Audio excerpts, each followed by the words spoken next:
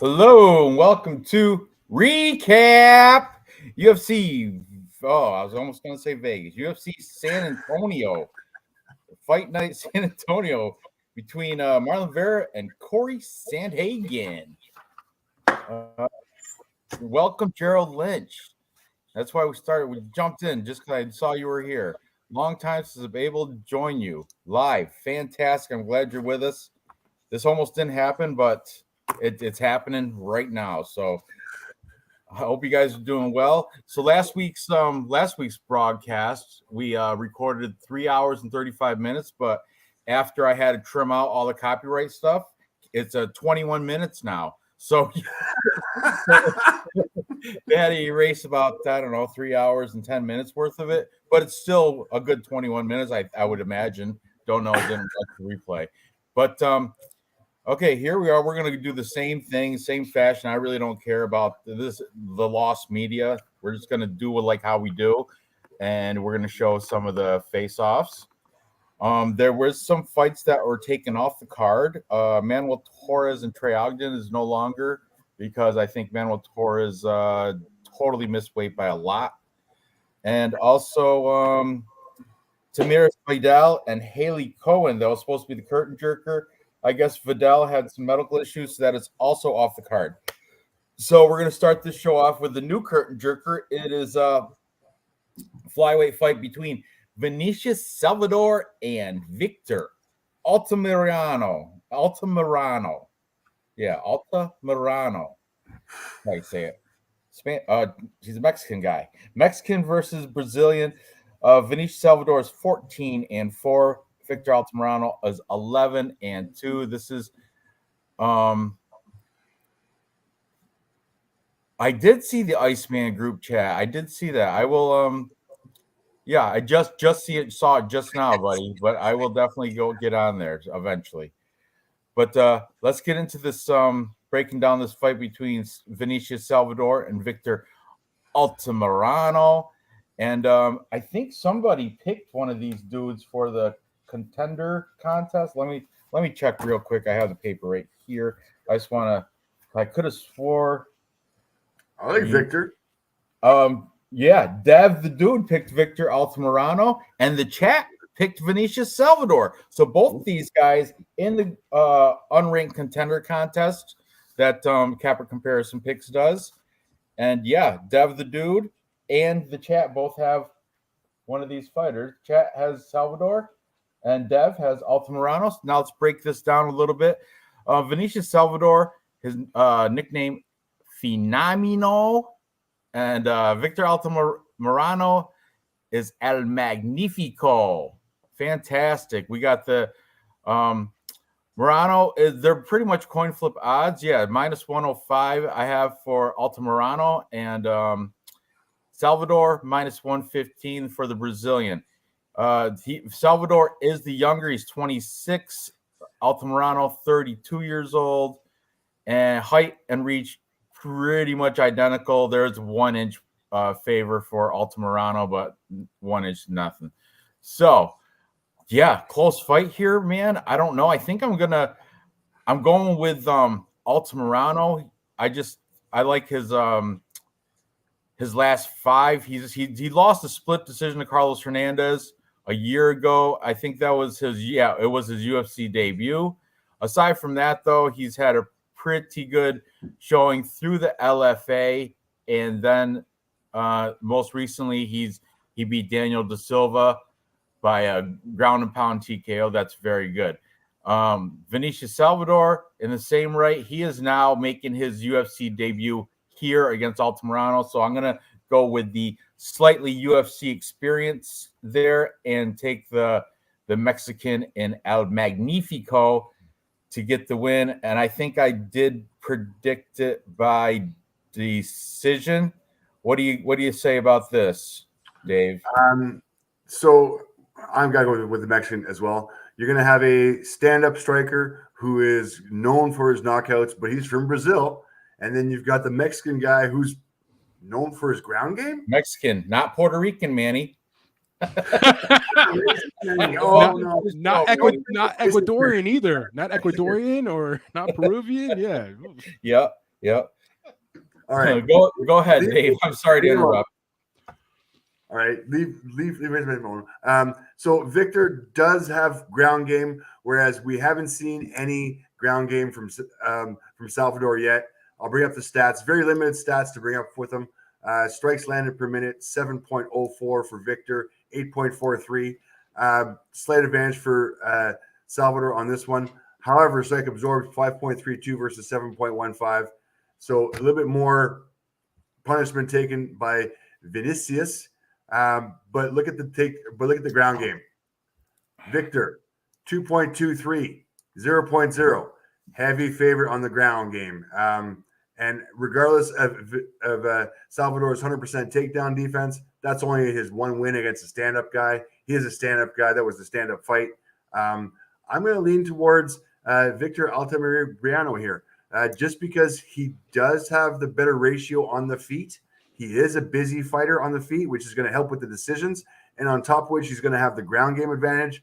Ground game advantage, I think, on the feet advantage. And let's face it, a little bit more UFC experience, regardless of the records, what they say. And regional. Like, think about this. Altamirano coming from LFA. The other guy's coming from, like, Federation and Chuto, Brazil. Like, that's strictly Brazilian regional scene, which is not quite at the level of LFA. And now he's making a UFC debut, which I don't think he's really ready. Manny, what do you say about this? What fight are we talking about? The Vinicius Salvador, Victor Altamirano. Oh, yeah. So, okay, yeah. I think that Altamirano is reckless. So he has a chance to just end the fight. Also, the chance to get exposed himself. So I like the fight not going to decision. That's one of the spots I like a lot here. I think there's gonna be some kind of violence.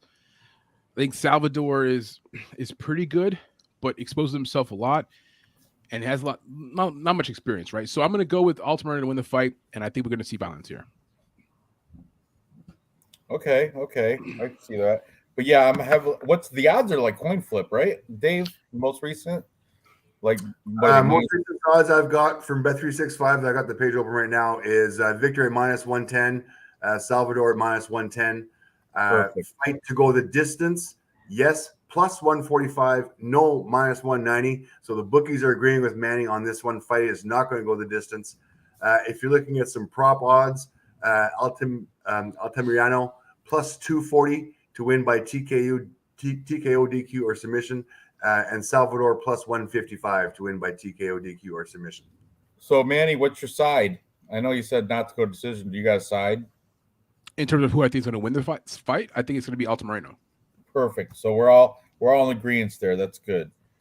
Okay, moving up the card, Manny. I heard you got a new girl guest on your the Fight Club. Dave was telling me. Monique, she's cool, man. She does a lot of different stuff with different channels, so she's not exclusive to us, but she's sharp, man. She's pretty sharp. That's awesome.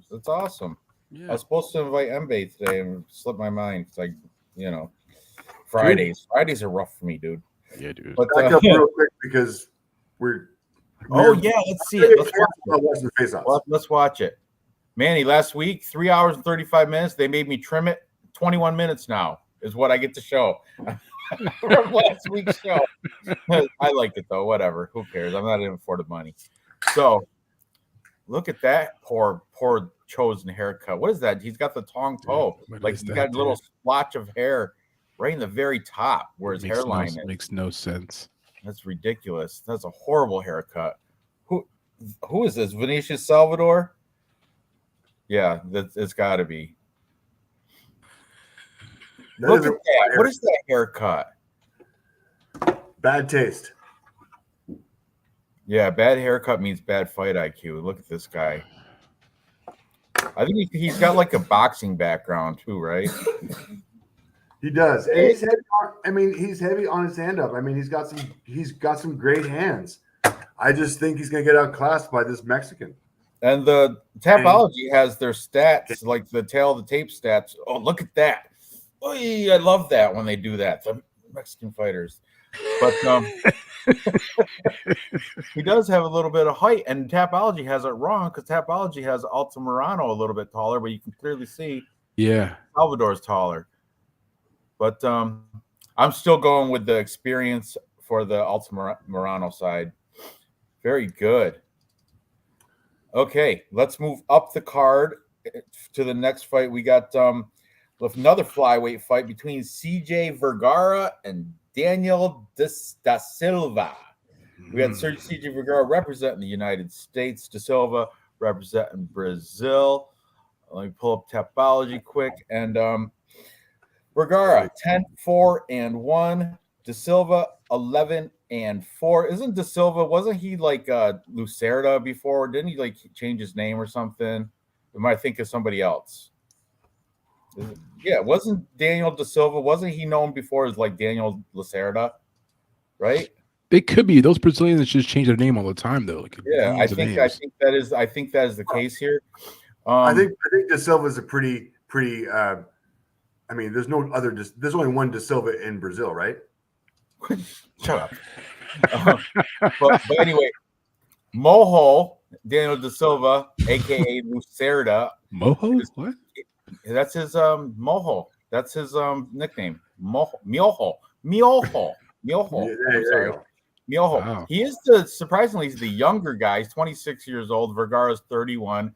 Tail of the tape is pretty much even. Lacerda does have a 2-inch reach advantage. Fighting out of the ATS team. He is the underdog here because he's coming off of 3 losses. But listen to his losses. His last 5. He's come off a regionals scene win against Francisco Javier Asprella Martinez by submission armbar. Then he beat Rodrigo Serafian. But then he came into the UFC and rear naked by Jeff Molina. No, actually, it was a TKO counter right to ground strikes, but I like to say Jeff Molina and rear naked at the same time, in the same sentence. You know how from last week, remember that? Fantastic show last week, guys. Then he lost to the weaker of the Figueiredo brothers, Francisco. Davidson's not as good brother. He lost by submission knee bar. And most recently, he lost to who we just talked about. I know. Morano. Not a good one. Which is fantastic. But now he's taking on CJ Vergara. CJ Vergara's last 5. He beat Jacob Silva in Fury. Then he had a contender series win against Bruno Correa, however you want to say it. But I think they say it Correa or something. It's not like Korea, like South Korea. Then he got a unanimous decision by Ode Osborne. He beat Rodriguez by split decision, and most recently Tatsuo Taira by submission armbar. But Tatsuo Taira is awesome. He was my first pick on the unranked contender contest. I think he's going to go far at flyweight. I think he's going to one day be in the top 5. But anyway, man, this is another one. It could really go either way, but I'm going to have to side with the favorite here in CJ Vergara, only because I don't like the last. I got a little recency biased on this one, and you know. Yes. Silva gets knocked the fuck out. He can't make it to round 2. He is very chinny. He's very chinny. So I'll pass it to one of you guys. My pick here is CJ Vergara, the American. So I don't know. What are you guys thinking?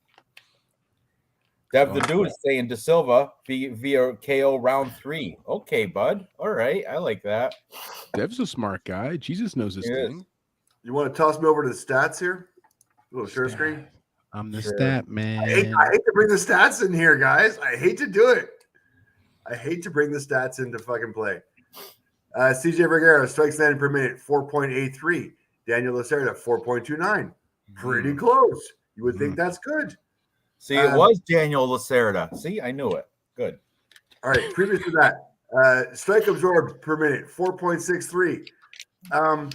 Strike absorbed per minute for Daniel Lacerda 10.26.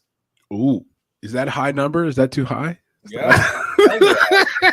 No wonder he's getting KO'd after 10.26. You want to say cheating? His defense is at 26%, taking 10.6 strikes. Time out. He doesn't need stats for strikes per minute. He needs stats for strikes per second.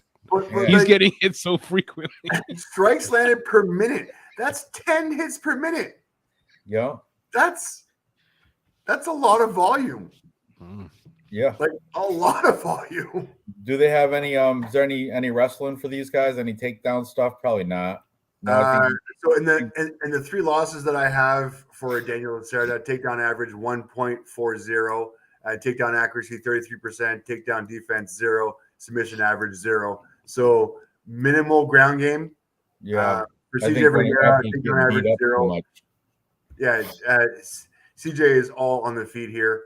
He does have a 73% takedown defense, which I think will beat out the 33% takedown accuracy of Daniel Lacerda on this one, guys. Stats lean heavily, and I mean, I don't want to lean too much on stats, but stats are leaning heavily towards CJ. Heavily. Manny, what do you think? And what are the stats? Is he minus 260 or something? Vergara? Right now we are minus 250 for Vergara. Daniel Da Silva is at plus 200. Fight to go the distance. Yes, plus 525. No, minus 850. Vergara by TKO, round 1. Manny, Vergara by TKO, your prop Vergara by TKO is not that great. It's only at minus 190. But that seems to be where the bookies are leaning. The bookies are sharp with this one. They're on it. Yeah. This is the kind of fight, right? That everybody agrees it won't go to decision, and everybody agrees that this guy Silva is chinny, and then he'll win by decision, which is like plus 1,300 right now, which is really? great. Yeah, you're probably right. Probably right. Which is wild. Aside from Gunnar Nelson last week, I got every fight in the main card incorrect. Every single fight in the main card last week, except for Gunnar Nelson. It be that way sometimes. Yeah, I mean, I think that Vergara wins. He's at home. He'll probably finish this guy, and he might get cut, Silva, after this fight. I mean, he's had a rough run here recently. So yeah, if he loses this fight, and honestly, guys, CJ Vergara by TKO in round 1 is only a plus 150. Like, right. Let's see how they look. Dave, let's see how they look in the face-offs. Yeah, Silva has no cardio. I agree with you, Noah Allen. Like, no cardio, dude. He's got Makwan cardio. Makwan. Mr. Finland. Makwan. Daniel Lacerda Da Silva. He should hyphen his name, Lacerda. Somebody said he changed it because this is right here. Probably forced to change his family name after those last 3 films. Okay, let's see how they look. Way to go, Noah. That was good. That was pretty good. There he is, Lacerda Da Silva, whatever you want to call him. I can tell by this big chest tattoo. What's that say? Handwritten sign with a heart. Felice, what is that? Felice anniversary. It's his anniversary. Still, he sucks. Don't matter. 3-year anniversary. Oh, congrats. And he wrote that. Nobody's ever done that before. With a Sharpie and a piece. Hey, you could have done a little bit better than a Sharpie and a piece of paper. Really? That's cringy. Don't even. Why? Was he sitting on that piece of paper before you brought it out? He had it was folded in half and shoved in his back pocket. Felice anniversary. What's that? Juba? I don't know. Whatever. You know what it reminds me of? This reminds me of the what was that movie? The baseball movie. Was the bench warmers, whatever. When the guy pulls out the note that says, "I'm 13. Here's my birth certificate. I'm 13." Oh. That's what this guy pulled up piece of paper. He's like 28. Yeah, he's playing little league. Yeah, I remember that. Here's the winner, CJ Vergara. This dude's actually pretty. He's decent. This guy, he's got a little potential. His ceiling's much higher. Yeah. He also used to fight like in high school. Had a fighting thing. You know about this, Ranj? Right? No, I don't. Dude, this is hilarious. Literally, freshman in high school, he's starting to get bullied. He starts a fight club, and they're fighting like backyard fighting, and like their friends. They bring people over. They made a whole thing of it. Then they ended up moving into one friend's house where the mom was a nurse, and she would like help out bandaging people up and shit like that. And he did this for like all throughout high school. It became a big thing. And then he talked about one day I'll be in the UFC, whatever. And like he's actually now in the UFC fighting in Texas. And so some of his old friends from that fight league are like there. High school. So far, top comment of the night so far. Da Silva's no Jeff Molina, but it definitely sucks.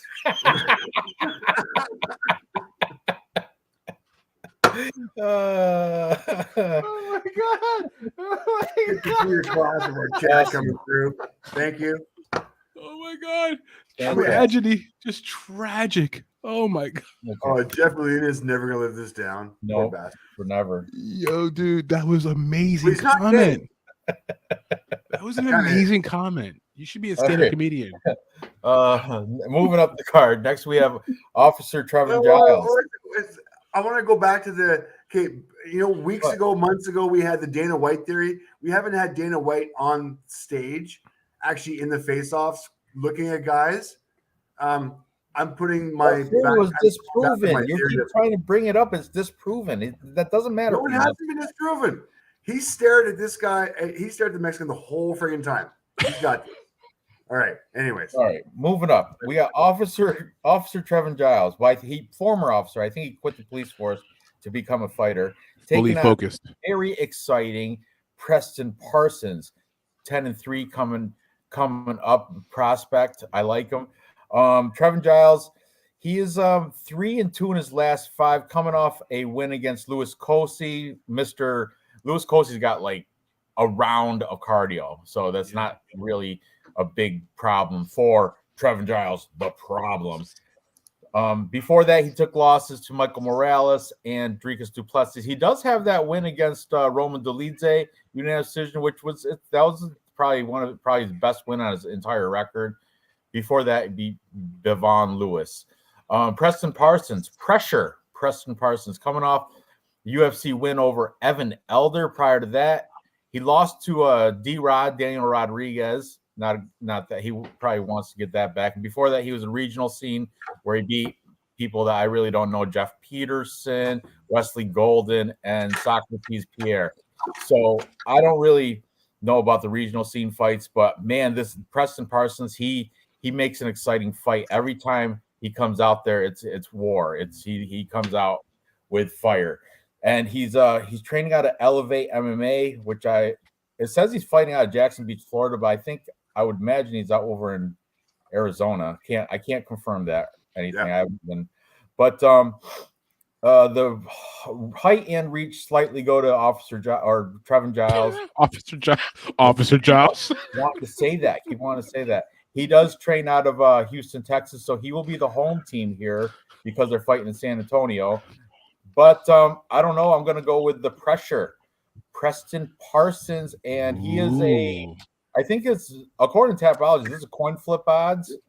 Yep. Yeah. Coin flip. Even with Bet365, we're looking at minus 110. That's good. What do you guys think here? You think the experience of Giles or the excitement of pressure? Preston Parsons. What do you guys think? So it's all you, David. Oh, you want me? Well, I'm gonna hit my stats board again. Ooh. I apologize. All right, because that's kind of my here we go. That's my basis for the beginning of my decision-making process. Thank you very much, Ranj. I appreciate that. Preston Parsons, strike landed per minute, 5.22 versus Trevin Giles, 2.90. Slight advantage for Preston on this one. Strike absorbed per minute, 3.83 versus 1.99, which to me is 2. The ratios are pretty much almost the same as far as strike absorbs to strike landed, but heavier volume for Parsons. So he's going to be the busier guy on the feet. On the ground, takedown average, 3.19 versus 1.46. This stat that's going to hang out a little bit more, guys, takedown defense for Preston Parsons, 100%. That's awesome. 100%. Hasn't been taken down Preston yet. Parsons, his takedown defense, that's fantastic. So I don't think 100% Giles is going to really go defense. for takedowns, but Busier on the ground, busier on the feet. On this coin flip, I'm leaning heavily towards Preston Parsons. there you go, boy. What about you, Manny? What are you taking?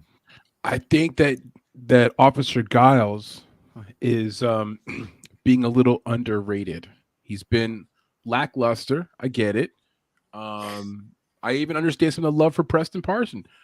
I just think Giles is a better fighter. I like him here. I like the money line where it's at. I think he's going to actually out wrestle. Good. Let's see how they look, Dave. Let's see how they look. But that out wrestle, I don't know, 100% takedown defense for Parsons. We'll see. Maybe he'll look at him like a criminal. Off the ground. Look at I am biased towards anti-cop, so there we go. Ooh, It's not helping okay, me for okay. Giles. There you go. Love me sexy, love me sexy. there's pressure. Preston Parsons Ooh, he's like looking he's. pretty good. You know what pressure Oh, makes, right, Ranj? Pressure makes What? diamonds. It makes diamonds. Turn coal into diamonds. I watched Superman. He's religious. He's cut. I like it. Thank you, Jesus. Jesus in the chat talking business. I feel you, Jesus. I'm with you, dude. Giles by decision. There he goes. Oh, he got a does look six good. pack. He's Wow, looking he good. never looked like that He's before. looking good. He's training at the War Training Center in Houston. He is He's out of the he would say he is the home team. He is at the police academy in Houston, Texas. Oh shoot! Oh, Dave was looking at Giles. looking the at whole time. Giles. Looking at Theory. Giles. Go back. Who cares about that theory? I think it's off. But anyway, go back a little bit. I want to see. He's staring at Giles, dude. I He's got his know. money on Giles. I Giles know. looks good. Giles is in shape. Yeah, I've never look at seen Sean his Shelby abs in the look- back, though, looking at Preston Parsons. Look at him in the back. Who's he looking at? Preston Parsons. So I think that theory's out the window. I don't care who Sean Shelby looks at. Yeah. Huh? What the fuck is Sean Shelby getting here? Potato. You can barely see him back there. He's Look at looking like a that. midget. Yeah, no, I can't even tell he's looking at. Little tiny guy. It's the Dana theory. Anyways, yeah, Dana. Giles looks good in the face-offs. I am definitely favoring Giles in the face-offs on this one. His abs look so. He's never looked like that, Giles. Someone did say, yeah, Texas judges, they can be corrupt. Yeah. Damn, you guys are making me switch. No, You guys are making me flop right now. I think Parsons is going to not even let it go to the judges. I think he's going to knock Giles out. I think Giles is going to, yeah. Sorry, buddy. Rock'em sock'em robot type of thing. Where you at, Manny? I'm flopping right now. No, you? I was on Giles from the rip. Giles. I was on Giles from the rip. Yeah, I'm on Oh, Giles. dude. Manny's Is it winning Giles over or there. Giles? Is it Damn it. Listen, hard. I think Giles by decision is great. I also think the fight goes to two decision is great, which is plus 155. You can just save yourself money. Just go to decision. That's it. And this is a racist guy picking the black guy. Yes. Come on, man. I'm all over the place. I'm a walking So who you contradiction picking, today. Dave, you flipping? You taking Giles? He looks so good in that face-off, man. Look at him. My man Illinois Bigfoot writes, I'm taking out the trash while listening. That's the kind of people we need here. We need people who take the phone outside to listen to our shit, okay? While they're throwing out shit. You're the man. Second best comment tonight. Behind Noah Allen's head movement comment, Jeff Molina. That was amazing. Oh, Molina is going to fucking never sit down. He's not Okay. Molina, but he does suck. Does suck. Dave, what's your final answer? Gun to head. No, I'm going to stick with the research. I'm going to stick with the pressure. There you Pressure go. makes diamonds. All right. Did you put your Tapology fix in already? Yeah, I did. Did I put my picks in? I gotta look. Gotta make sure I do it. I have Yeah, it you're going. good, Manny. That was a different. Brandon B says Giles survived Dolidze and got the win. No way he loses. Yeah, I don't know. That was a different Dolidze than Dolidze. I like how David said my picks are already in. You knew that, David, right? The winning picks are in, yeah. I was playing video games while Oh, you know what? See, that's what I'm talking. Jesus, you're another one. We need more of you guys. We need. Listen, the next comment should be, "My girlfriend is giving me dome while I'm listening to you guys." Like, whoa! Or Jeff Molina. Jeff Molina's giving me dome.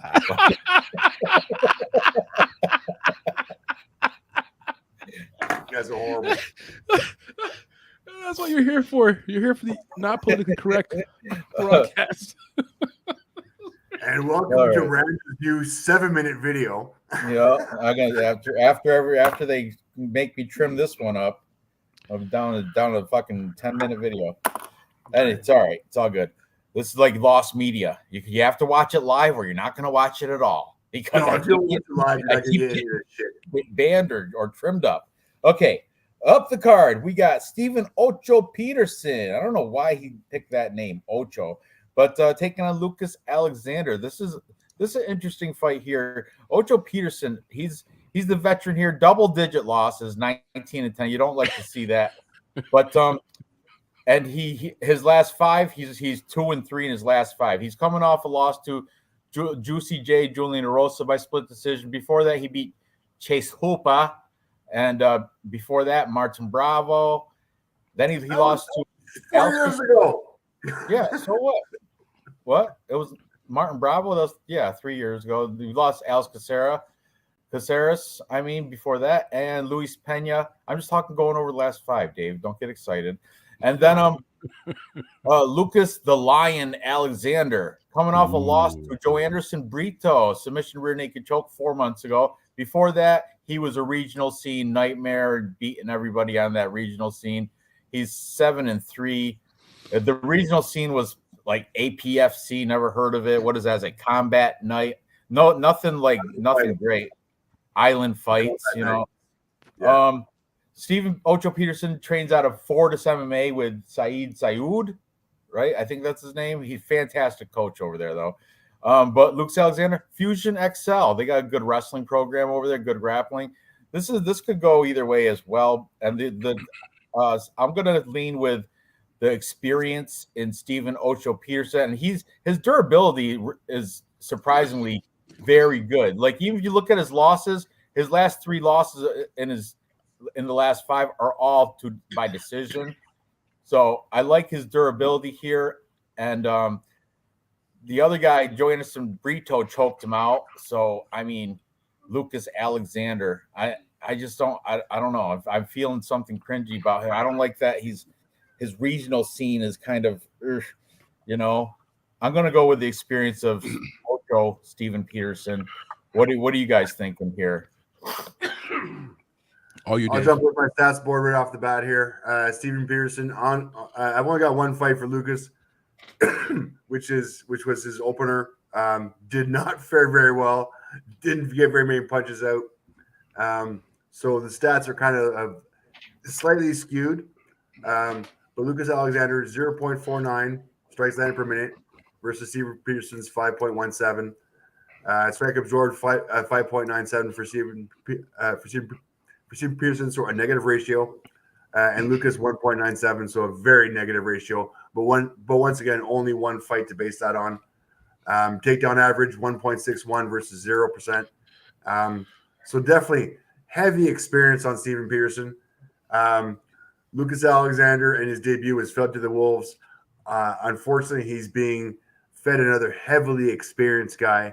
I don't have enough video to put any money on Lucas Alexander, and I don't like Stephen Peterson, so I'm going to stay away from this one, guys. But I'm going to be picking Stephen Peterson on Tapology just for the experience. I like Lucas Alexander to win the fight by decision. I agree with him. May Jesus. I'm really okay with that. Why? You look at his past fights; he's beat 1 guy with a name I recognize, Jacob Kilburn, and guess you know what the regional scene was called? The Anthony Pettis Fight Club. I know, right? You saw that, right? Pettis FC1. Yeah, I see that. And so, I mean, come on, this guy Lucas, he's the biggest test, and I don't think he's going to pass it. He's lost people like Peterson's not that good though. No, he's not. I think he's good enough. I hope you're sure about that. Listen, he is a guy who he doesn't initiate contact, doesn't initiate the fight, very tentative, goes to like a shitload of split decisions. Man, I'm looking at his now, and he doesn't really have people that nobody really great that he's beat either. Oh, he beat Steve Garcia before. That's a known name, but aside from that, nobody. I don't know. Manny Vasquez, a couple of like good record guys. I think Lucas has higher upside. Whatever that matters. Well, higher ceiling, yeah. Ocho Peterson's kind of on his way out. He's on the decline too. He's 32, passed over the hill, and he's got double-digit losses. But I think he's got enough left in him to beat Lucas Alexander. What are the odds, Dave? Odds: Stephen Peterson -160, Lucas Alexander +130. So plus money for anybody who's picking Lucas Alexander. And to be perfectly honest with you, I think this is going to be a coin flip.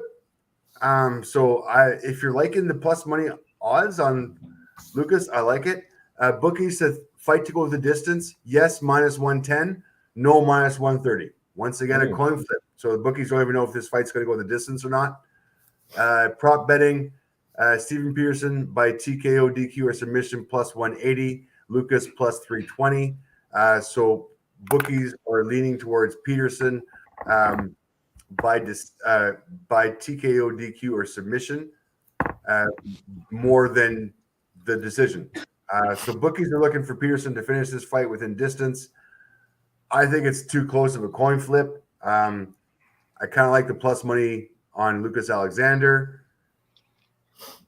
Minus 160, plus 130. It's a coin flip. I'm staying out of it. Alan's absolutely right. I remember that fight with Chase Hooper, but it's not.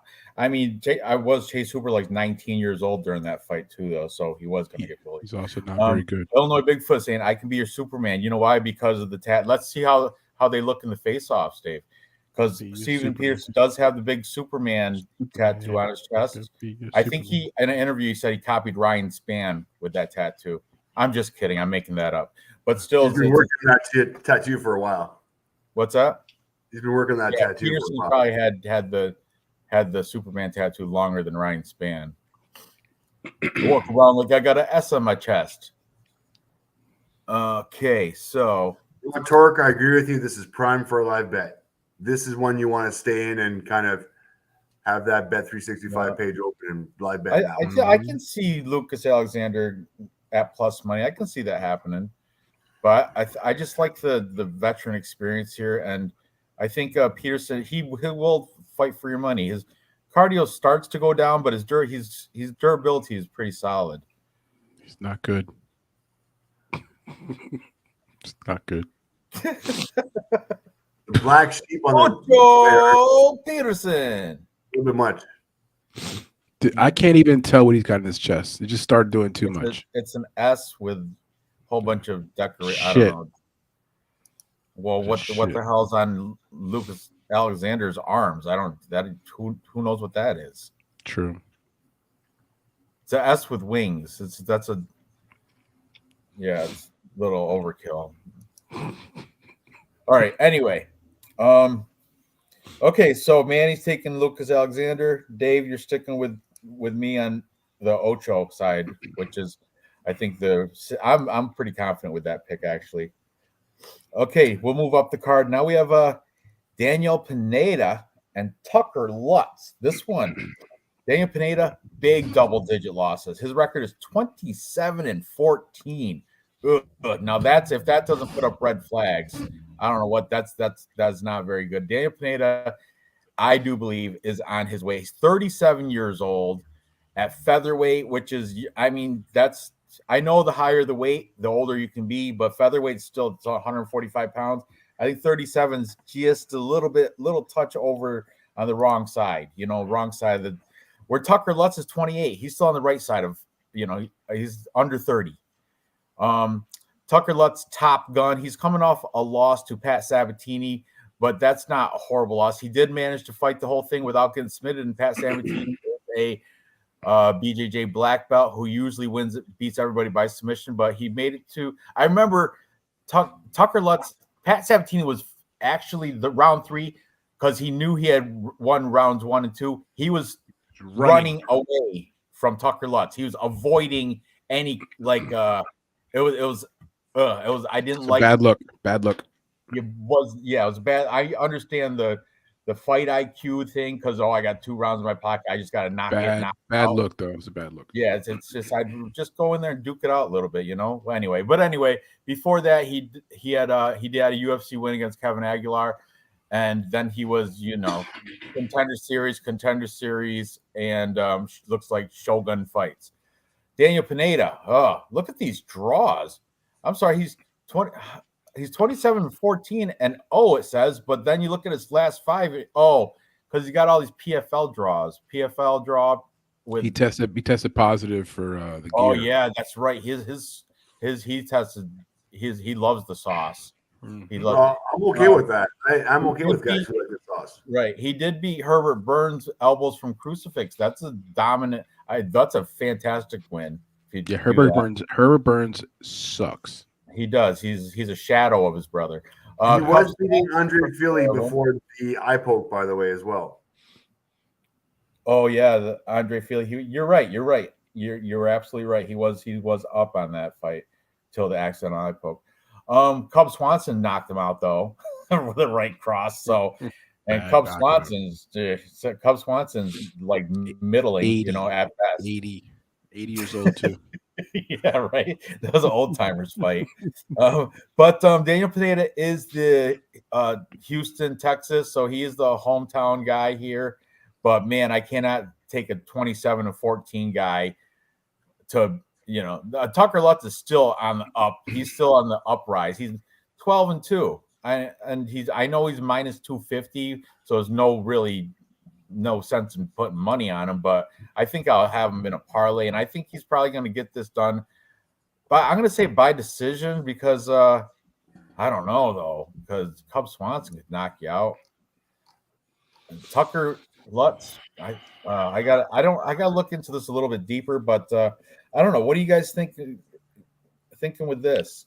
Well, I want to agree with some of the comments in the chat here. So Raw Torque wrote the fight not going to this decision, which I totally agree with. I think either Pineda will execute Lutz with some kind of guillotine choke or a knockout. Pineda has amazing guillotines, tons of finishing ability, or he'll just fatigue trying. So last fight against Cub Swanson, he did get knocked out, but he was just getting so tired.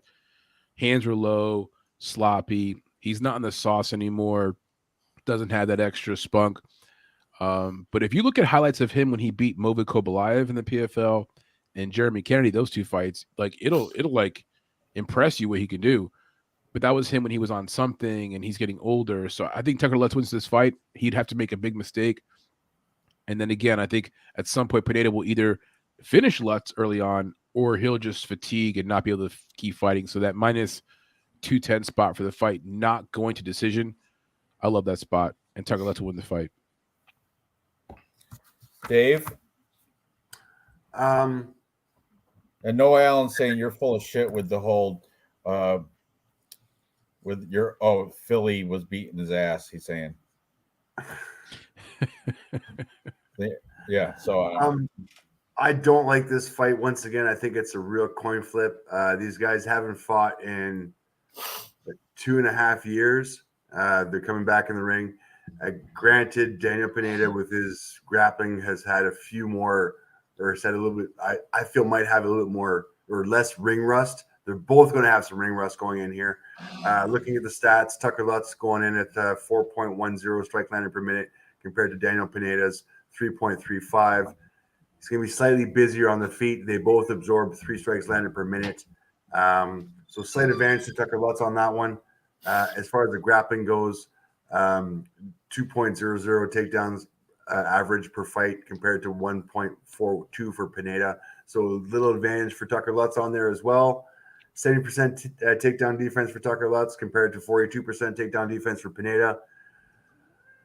I'm going to lean towards the fighter who is like 10 years younger. Even though they haven't fought in a couple years, I'm going to lean towards Lutz in this one. So we're all in agreement with Tucker Lutz. Manny, you said that too? What do you got? Some mac and cheese? Was that what that is? No, just some pasta. A little hungry. Look like Cheeto mac and cheese. That's good hamburger too. Helper. No hamburger helper. It's like that a little bit. Yeah. Hamburger helper, make a great meal. Anyway, so we're all in agreement, right? Tucker Lutz, he should get the win here against the declining Daniel Pineda. The chat looks pretty much split. I see some people saying, Lutz not that good. Pineda, shit cardio. Pineda, all this fuck off the sauce. So I don't know. Johnny saying, Johnny K, welcome. I think Lutz gets it done in the distance. Pineda doesn't get the first round finish, and I don't think he's gonna because Tucker looks like a trucker. So let's see how they look in the face-offs. Tucker looks like a trucker. Tucker looks like the trucker. He got a really weird midsection though. His midsection steroids. He got posture that's like your testosterone chest. Posture. Chest. He got posture like Jordan Wright. You know, I don't know. Who's the guy with the stupid hat and the blue shirt in the background there? The 1980s called and they want their Nikes back. Okay. So Daniel Pineda looking diesel though, looking good. You're right. Yeah, looking good. But I'll take Trucker Tucker. Trucker Tucker sticking his chest out. I like it. Yeah, and you can tell the youth. See, you can see the age in Pineda's face, and he's war torn. He's 14 losses. You know, I see your Asian cousin back there with that camera. Yep. That's what I see. Yeah. Fucking family reunions. I slapped that boy around. All right. So on the side of Tucker Lutz, what was the line, Dave? I think he was a big favorite, Lutz, right? Minus 250 for Lutz. Daniel Pineda plus 200. Bookies, as far as they think, fight to go the distance. No minus 250. Yes, plus 195. So bookies are looking for this to go not to make the distance. And if you're looking at that, Tucker Lutz by TKO, DQ, or submission, minus 105. I can't even get you plus money with Tucker Lutz by TKO, DQ, or submission. And that is the headliner of the prelims. See, Pineda's going to finish himself. That's the problem. He'll either finish Lutz or finish himself. Prelims, I picked all there's two that are coin flip, but no underdogs. Leading favorites, except the coin flip ones. I think Preston Parsons was he was plus money at one point, but lines even as he should be. As he should be. Lucas going to beat him. But now we're going to move up the card to the curtain jerker, the main card. We've got Cheaty Shitty Bang Bang and Jaquani taking on Machete. Albert Duria. This is a classic striker versus grappler, but the grappler is lackluster. Both these guys over 30, 35 for each of them. But middleweight, you can get away with that because 185 pounds, you can for real, you can get away with being mid-30s and still putting up a good fight. Both of them are 4-1 in their last 5, and both coming off a loss. Chidi and Jaquani coming off a loss to RoboCop Gregory Rodriguez. Before that, though, nice TKO over Dusko Todorovic.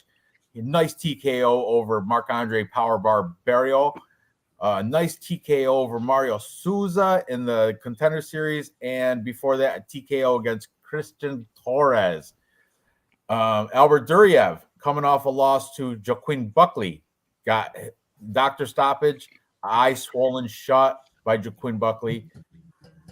That's pretty, you don't want to lose and I remember that his eye was messed up. Before that, he did beat Roman Kopylov, which I lost money on that. He won a unanimous decision, but I don't know. I think it could have went the other way. But I am, I'm biased because I had money on Kopylov there. Before that, he was in Contender Series. He beat this guy, Cal Bittencourt, by neck crank. And prior to that, he was in regional scenes beating Piotr Strus and Vyacheslav and that's from ACB, which is I'm assuming is like a Russian regional scene. He does train out of Berkut FC, which is I think it is in Russia. So Duryev, the Russian Machete, I don't think his wrestling is at par with the Dagestanis. He's more of a Moscow wrestler. There's different Dagestani wrestling is different from Moscow inner city Russian wrestling. It's for real. There's a different style there. And Duryev is more the Moscow Russian wrestling style.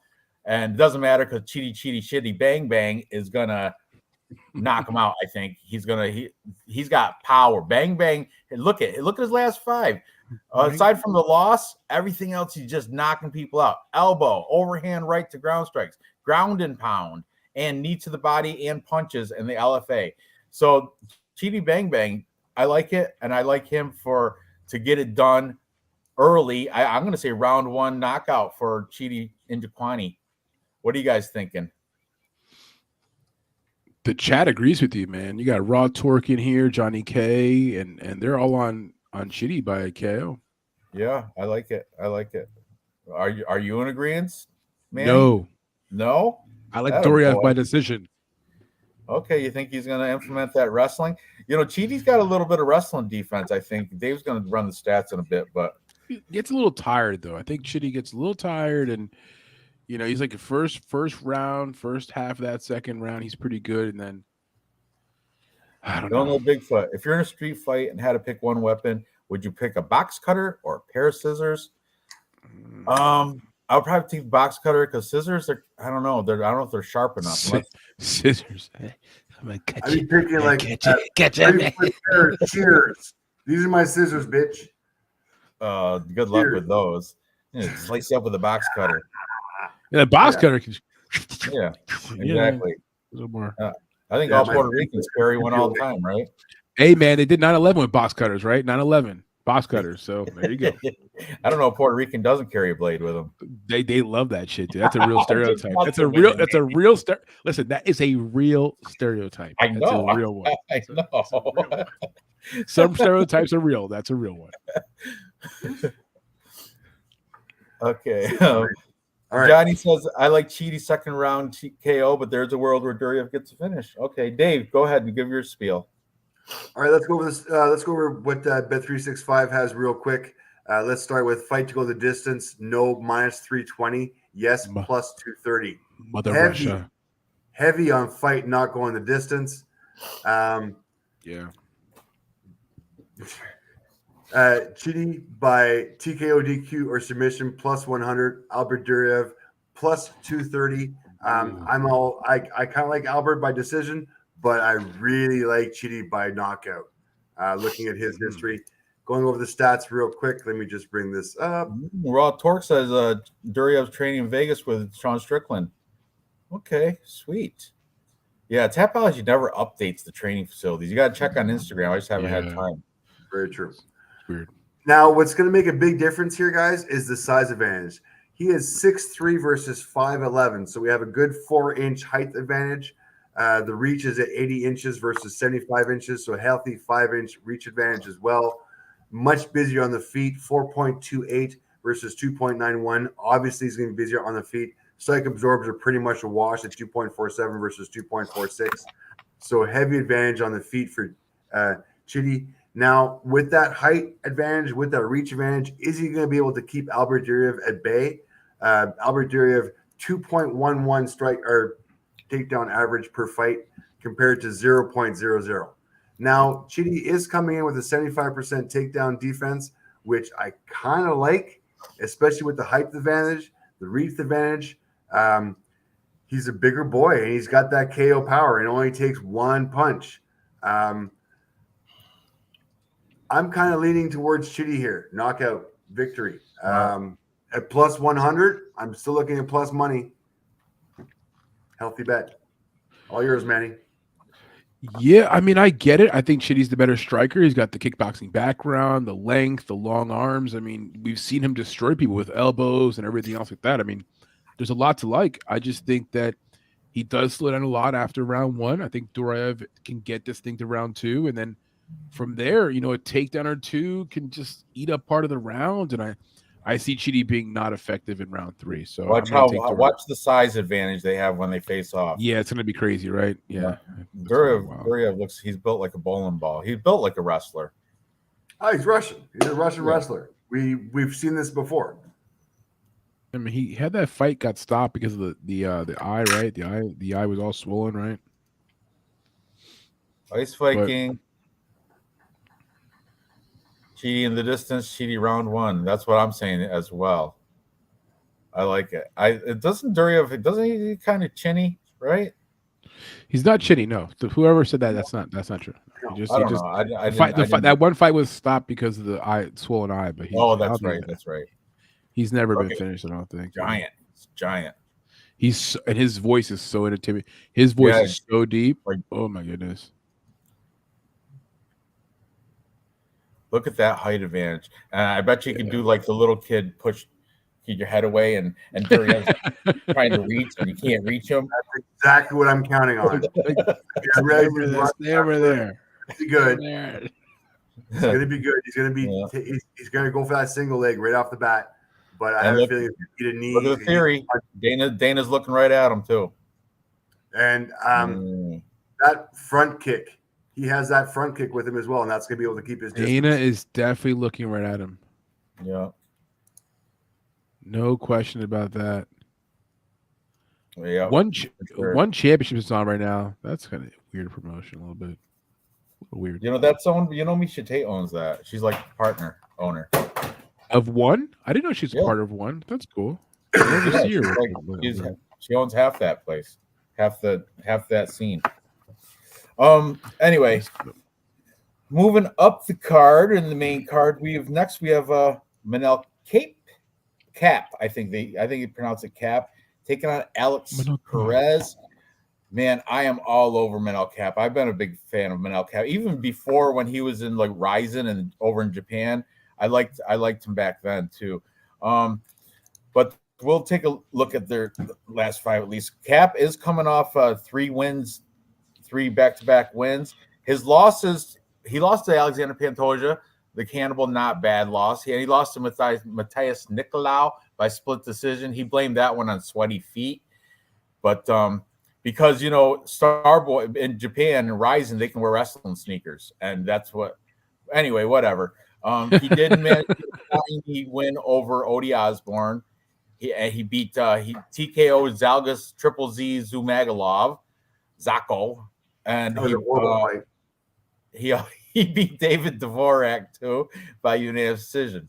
Now Alex Perez, 24-7. He's coming off 2 back-to-back losses.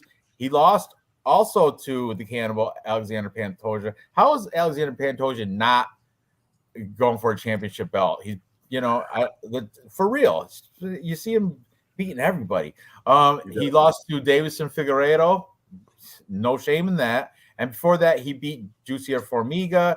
He beat Jordan Espinosa, and he beat Mark De La Rosa, which I think that was the fight that no, it wasn't that fight. But the Mark De La Rosa was taken out of the UFC after like a string of losses. I think that Alex Perez loss was the second to last one he fought.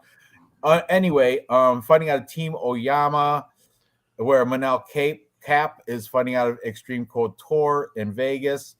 This is going to be a close fight, but I'm going to have to go with Starboy. Like I said, I do have a little, but I'm a fan of man crush. Little man crush on Starboy. Not really. He's not my type, but it's cute, Ranj. It's okay. He's just not my. I know which T-shirt to get you now. Huh? I know which T-shirt to get you now. You can get it. I'll wear that. I'll support that. I have no problem doing that.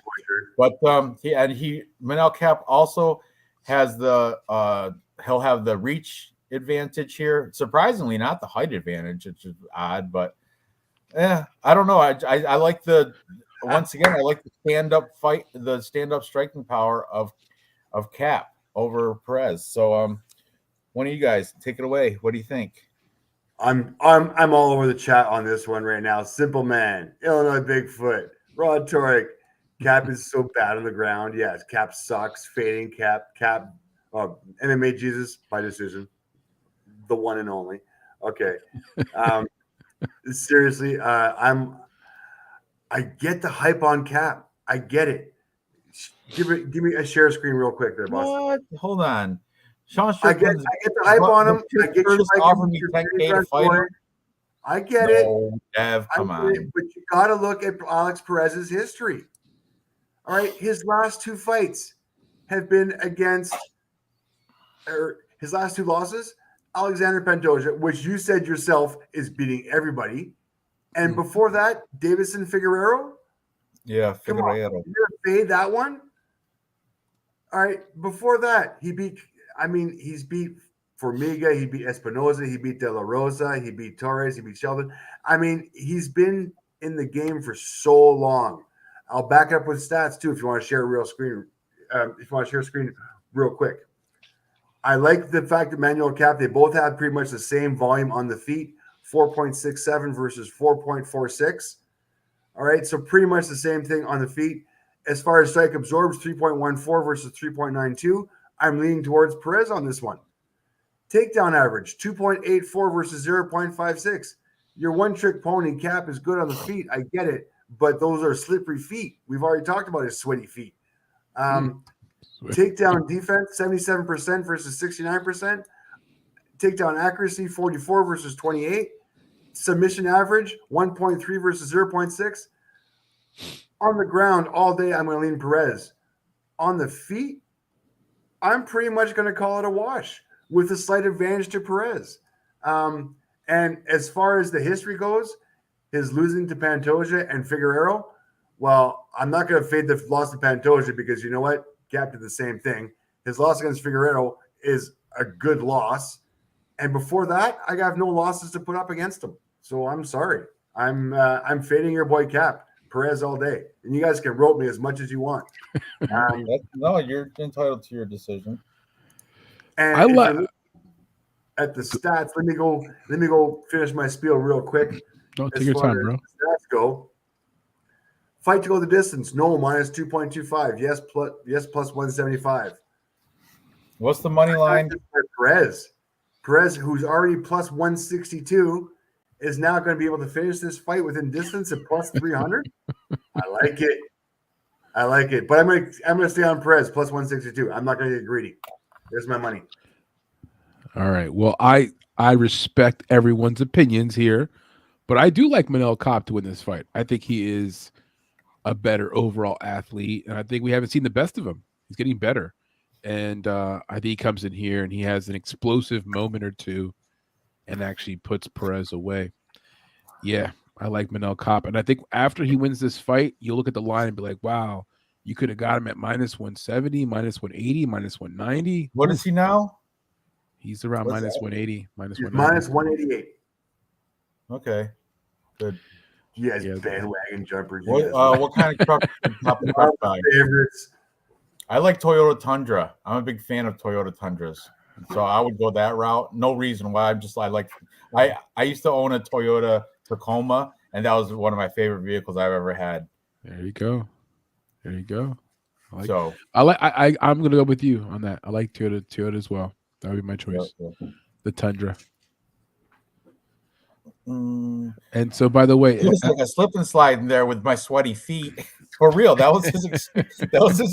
I think it was maybe the Pantoja fight. That's why he's like I wasn't used to going without wrestling shoes on, because in Ryzen they allow that, which is weird. They also allow knees to the head when you're grounded. Yeah, and kicks. Which is crazy. Oh, look at Cap. Look at him shadow boxing with the sunglasses. Ooh, okay. Oh, he's got a whole new look. He don't even look like the Tapology picture. He's beefier. Beefy. Got that little afro top knot thing going on. That's corny, but yes, very gay. Very gay. I don't know if it's gay. Underestimate this guy.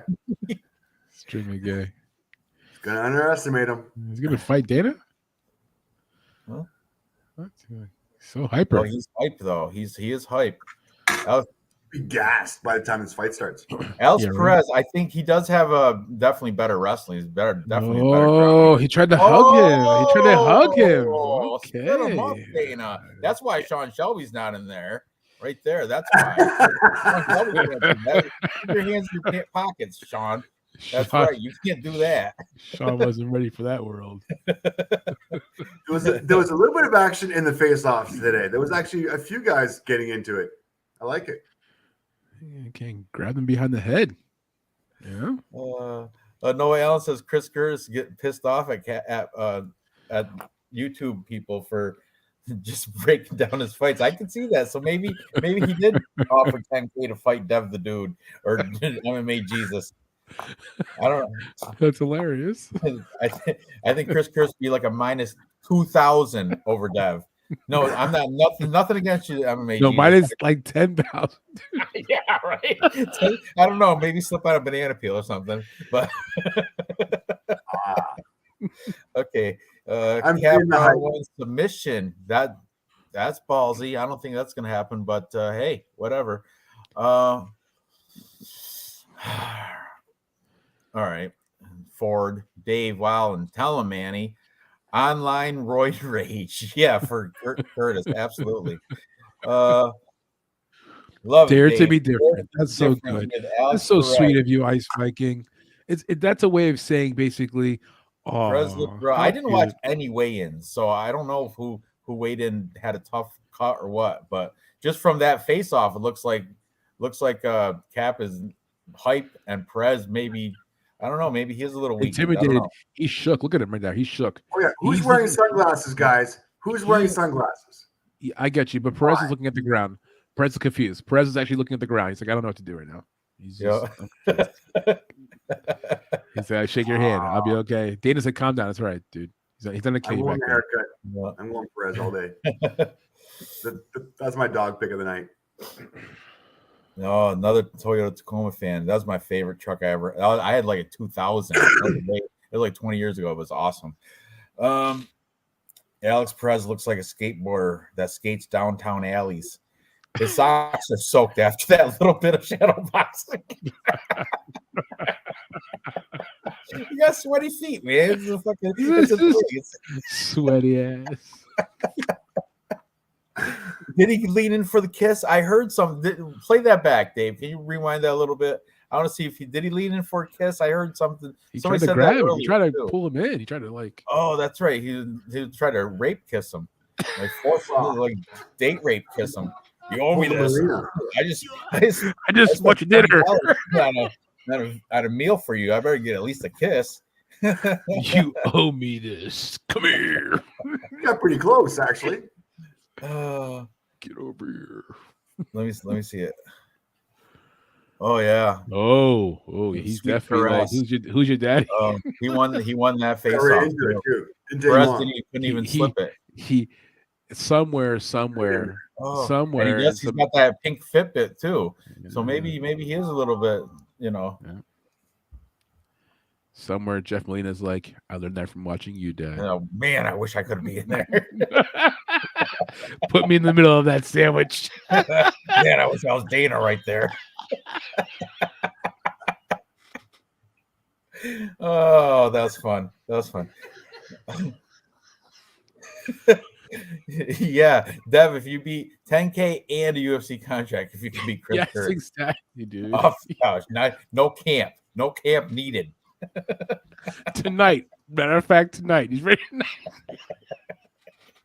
Bring it right, street fight him, Church's chicken parking lot. Hollerhead I think she only does Vegas shows for some reason. I don't know. Yeah, that my little Asian cousin. He's been filling in for. Maybe she got fired. Who knows? I think she works for like Instagram or something. That Hollerhead girl. I don't know what she's some sort of media, definitely. But where the hell has she been? Correct. I haven't seen her in like 3 weeks. MIA. All right. So Dave's taking the wrestling of Alex Perez. We're taking sweaty feet, Manel Cap. That's fine. I like it. Let's move on. Up the card, we have a girl fight. Andrea KGB Lee, Macy Barber.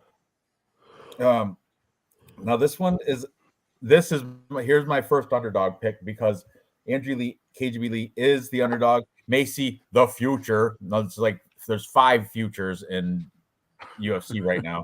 But Andrea Lee's coming off a loss to Vivian Araujo, whatever. She beat Cynthia Calvillo. She beat Antonina Shevchenko. Before that, she lost to Roxanne Modafferi, but so did Macy Barber.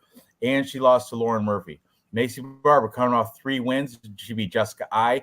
She beat Montana De La Rosa. She beat Miranda Maverick, which was a robbery. She should have not. That's complete robbery. Miranda Maverick won every single round of that fight. But for some reason, she got the split decision victory there. That's crazy. Before that, she lost to Alexa Grasso and Roxanne Modafferi. Yeah, she did fight that fight with like a broken foot or something, but still doesn't matter. Roxanne beat both these bitches. Andrea Lee is 10 years older than Macy Barber, which gives me a little bit of it's kind of a red flag. And she dates that bug-eyed dude. What's his name? Though from Louisiana. Her boyfriend, big bug eyes. He had like some sort of racist comment against Chinese people. What's his name? You know who I'm talking about. Can't think of it offhand. Does not ring a bell. Bug eye dude with racist Chinese stuff. What? Yeah, he had a like every person in Texas.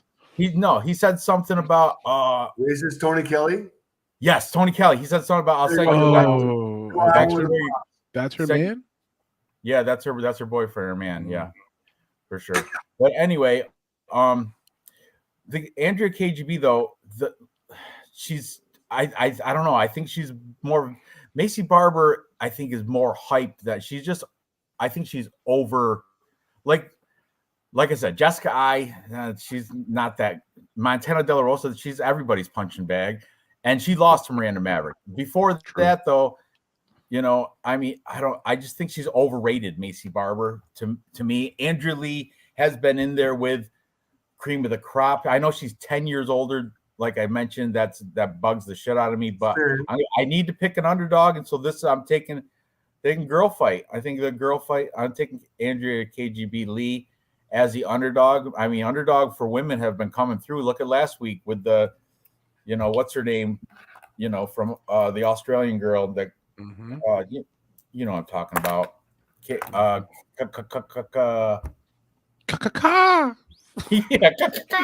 is it? Come on, help me out. You mean Victoria?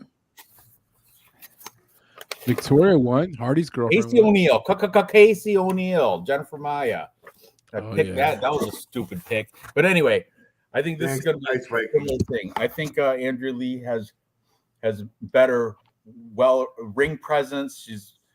I've seen Macy Barber, and I haven't been. I'm not buying into the hype. That's all. And I'm going to take plus money on this one. One of you guys, what are you thinking? Manny, you're up. Yeah, I mean, I'm going to say this. I agree with a lot of what you said about Macy being a little overrated. But when she got that win over Miranda Maverick, it's like, well, maybe that hype train is backed by something more than what we know of, because she shouldn't have won that fight.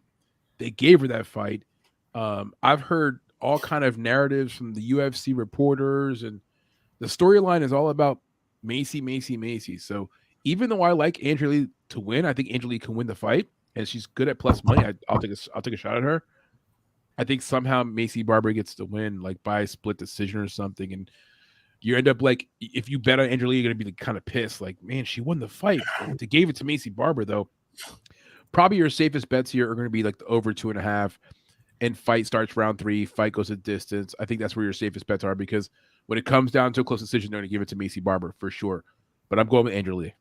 Let me interject something. It wasn't the Chinese racist thing. Remember, you know what it was? Andrea Lee was fighting a Brazilian girl, and Tony Kelly said something about like in the cage side in between rounds. She said something about the dirty Brazilians or something. Like it was, I forget who it was, but Andrea Lee was fighting. Maybe it was Vivian Araújo. Maybe it was that most recent fight. And Tony Kelly said something like racist against Brazilian people. I remember cage side. That was why he got that reputation of being racist. Okay, Dave, sorry. Just want to interject that. It was Cody. It was Cody. The other guy was the Chinese racist guy from the Georgian. Cody not Durden. Cody. There was come on, Atlanta ATT. It was a Cody. Was it a Cody Durden?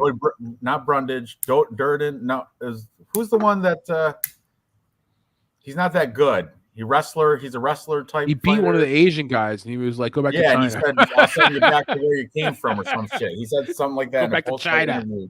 Yeah, go back to China. Yeah, I remember. I forgot who it was. It was Durden, I believe. Was it Cody Durden? Yeah, people are saying Durden in the chat. I think it was Cody. Okay, the chat is brighter than I am, so I yes, they are. Yep.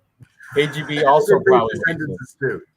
I wouldn't doubt it. Andrea Lee, she probably is. I mean, nickname's KGB. So MA Jesus, I hear you, dude. I know. I'm just saying. I'm not saying that Macy Barber can't win this fight. I think that she is very good. I think that. Well, I don't think she's very good. I think she punches the air a lot. You know what I mean? Like, I don't know. There's holes in her game. I mean, I can see Lee winning the fight. I'm not that high on Macy Barber, so I guess I'm sorry, dude.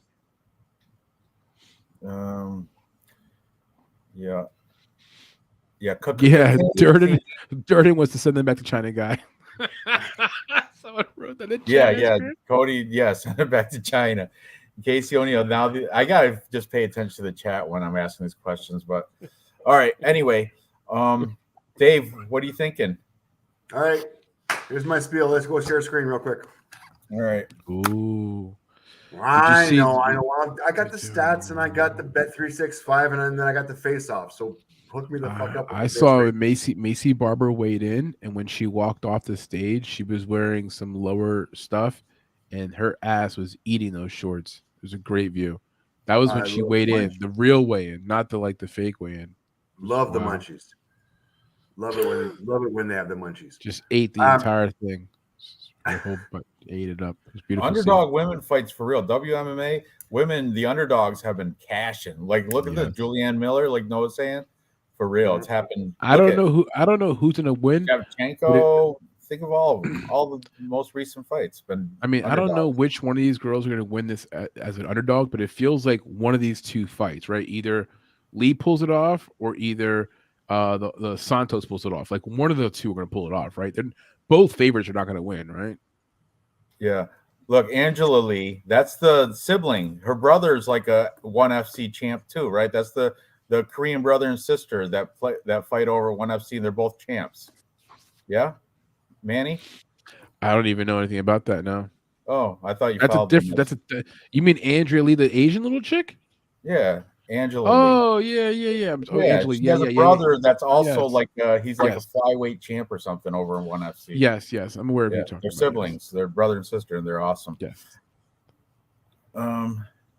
She's a racist. Right. They broke up too. They broke up. Somebody said her and Tony Kelly broke up. Noah Allen. So she's single now. Andrea Lee.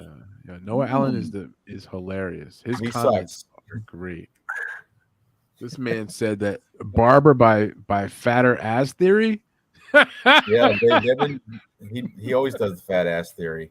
We'll see how they look in face-offs. But can I get my spiel or not? Yes, no. Go ahead. Please, you guys, come on, give me a chance. Go ahead.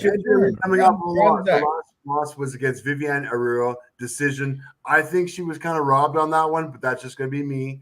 Yes, there was some domination, but I liked Andrea Lee in that fight. Previous to that, she knocked out Cynthia Calvillo, corner stoppage. Come on, guys. Before that, she finished Antonio Shevchenko. Good look. She did lose to Roxanne, which is not a good look, but that was 2.5 years ago, and that's pretty much when Macy Barber lost to Roxanne Modafferi as well, which was 3 years ago. So they both have the loss to Roxanne. She was like a minus 1,200 favorite too, Macy Barber. It was not a good look on each of them. I happen to think that Macy Barber might have gotten robbed on that one, but that's just my decision. And it's just because I don't like Roxanne at all. But that's just me. As far as the stats go, strikes landed per minute 5.43 versus 4.42. Little advantage to Andrea on that one. Strike absorbed per minute 3.64 to 2.64. So a little advantage to Macy Barber on this one, but the ratio is pretty much even out. On the ground, 1.68 for Andrea Lee versus 1.12 for Macy Barber. Little advantage to Andrea Lee on this one. The rest of this stuff, takedown accuracy 50% versus 32%. Takedown defense 56 versus 66. Pretty much a wash on each of those. So I'm going to lean towards the stats. Slight advantage to Andrea. Now, if you're looking at Bet365, obviously the bookies are going to look to this fight to go the distance. Yes, minus 250. No, plus 195. I'm even comfortable looking at Andrea Lee by decision to be the busier person on the feet. Plus 375. Huge plus money on this one. Andrea Lee just to win the fight, plus 225. This is a coin flip with kind of leaning towards Andrea. I get it. The bookies are all up on Macy. Macy to win by decision, minus 110. Home crowd advantage with Macy. Home crowd judges with Macy. She does have the advantage there. I think it's a coin flip. And for my money, if I'm going to, I'm not going to put this in a parlay or anything, but for my money, I like Andrea Lee by decision, plus 375. I think she's going to be the busier fighter on the feet. What's the straight up money lines? Does that say plus 225 for Andrea Lee? Yeah, plus 225 to minus 275. Huge dog on Andrea Lee, but I'm going to maximize my odds and go because I don't think Andrea Lee is going to be able to knock her out, and I don't think Macy Barber is going to be able to finish Andrea Lee. So I'm leaning, but I like that plus 375 for my, a little scratch off. It's a girl fight. No parlays in this one. Nick Alexander's saying it's going to go to the ground, he thinks, and that's where Barber's going to excel. I mean, look, here's the thing. Macy Barber better on the ground though. But not just that. Macy Barber, she will have long periods of time where she is at range, and like if Andrea Lee just hits her once or twice and gets her respect, I guarantee you Barber's going to just be back like at distance, throwing kicks 5 feet away from her and throwing punches, and just a lot of time will go by where Andrea Lee will have time on the feet and Macy won't even try to wrestle, because Macy does these low fighter IQ things. She fights scared. She's not comfortable in there. She hits a lot of air. A lot of air. And it's a mental thing. I mean, like, you have to actually fight. You have to actually try to fight. She does that thing where she'll go long periods of time without she's not actually fighting. I think if you fade Macy Barber in her next, let's say 4 fights, fade her every time. She'll be favored. You'll make money. And this is one of those spots right here. Andrea Lee's no joke too, man. She's pretty decent. Andrea Lee looks good. Oh shit, she looks good. She's long. Whoa. Yeah. I gotta pause that flex. Damn. The hell? Yeah, she's in shape, man. She's always looking. Yeah, she's always in shape. Damn, I thought Macy was gonna be more jacked than this girl. Macy looked more like Doughboy, like kind of doughy. Andrea Lee looks jacked. I apologize. I'll play again. Jeez, this girl is jacked. She's bigger. She's got the 10-year age difference, though. Look how doughy. Look how doughy. What's her name looks like? Macy has big thighs. She carries her weight down low. It doesn't help her. She has short arms. No definition in the arms like Andrea. No. Yeah, I like Andrea. I'm all over the plus money there. Manny, what side are you taking? I'm on this Andrea Lee side too. I like it. Ooh, all of us. Mm-hmm. Boosted to plus 450. Lee by decision. That's Tony Kelly for you. Right there. There he is with the phone. They are still together. There he is. That's him with the red shirt there. Tony Kelly. I can tell by his bug eyes, and he looks like a racist. He got beady eyes. Oh, beat those dirty Brazilians cheating. Here's the boyfriends right here. You want to have the boyfriends with the phones fight? Oh, is that Macy's boyfriend right there? Look at he giving him the eye. They're phoning to each other.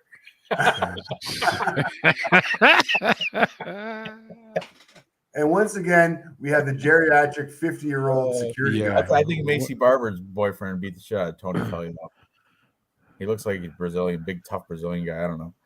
Yeah, well, he says he looks like a serial killer. He does. His topology picture. Get over here. He's got his piece in his belt strap. At least a blade. He's Spanish. He's got a blade. He's definitely. All right. A lot of the chat's Barber lock all day. Yeah, Alexander, MMA Jesus. Yeah, we get it. We get it. Wow. I just like the money line. I just like the odds on Andrea are fucking amazing. I can't turn that down. Yeah, and plus the way the underdogs have been hit, and I'm with you. That's so far. It's my only underdog. Piece,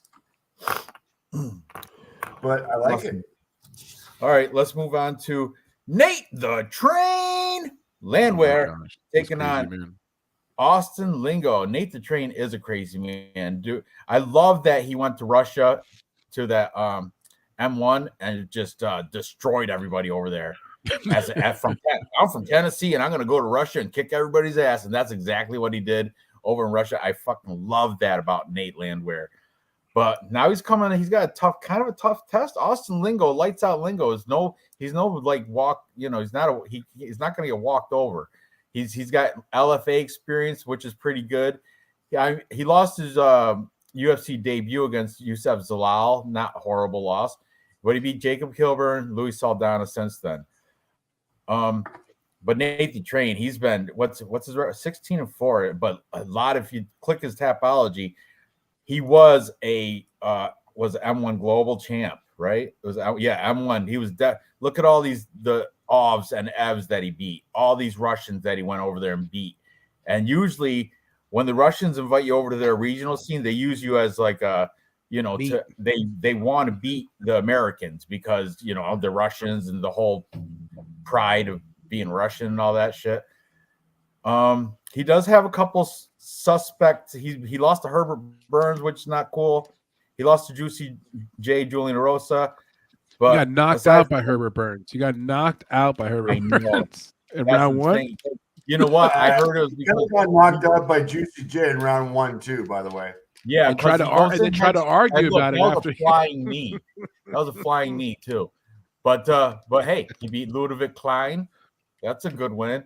Most recently beat that David Onama fight. I heard that Glory MMA what's his name? Glory MMA band James Krause. Yeah, James Krause. I heard him and his gambling team put $2 million on David Onama to win that fight. Yeah, lost dude. $2 million. I heard that.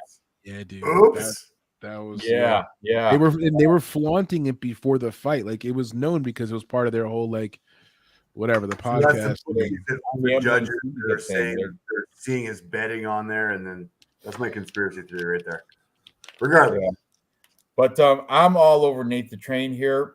Austin Lingo, I'm not fading him. I just think Nate the Train is going to get the win here.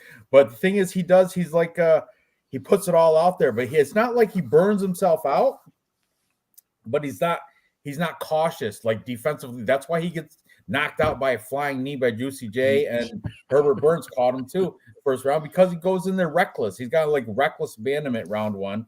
But if he can make it through round 1, his cardio, he's durable, and I love that he went through M1 Global and just destroyed all those Russians. Austin Lingo can't say that. Nobody could say that.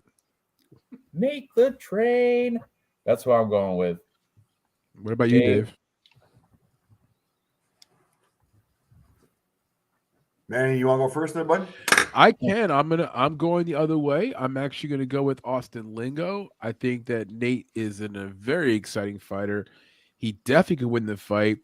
But if he doesn't finish Lingo in round 1 and doesn't tag Lingo, I think Lingo's the better overall fighter. He ends up winning the rounds and stays smarter. He does actually have some power in his hands, though he doesn't have a lot of finishes with TKO. But I think that with Landwehr has a way of exposing himself, and I think Lingo will catch him. I like Lingo to win the fight here.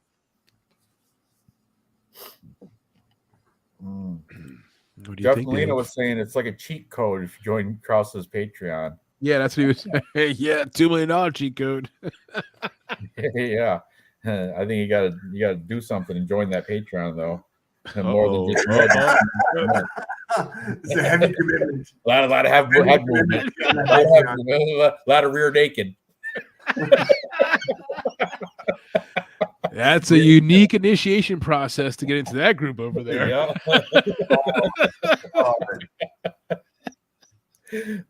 Someone said just play in the distance. That's a fair play. I don't know. I think it might go to decision because Nathan Train is durable. He's not going to get knocked out. He hasn't been knocked out since like 2013 or 2015 or something ridiculous. Oh no, when was that fight? Sorry, 2021. Julian Rosa. That's right. My bad. He's due for one though. He's due.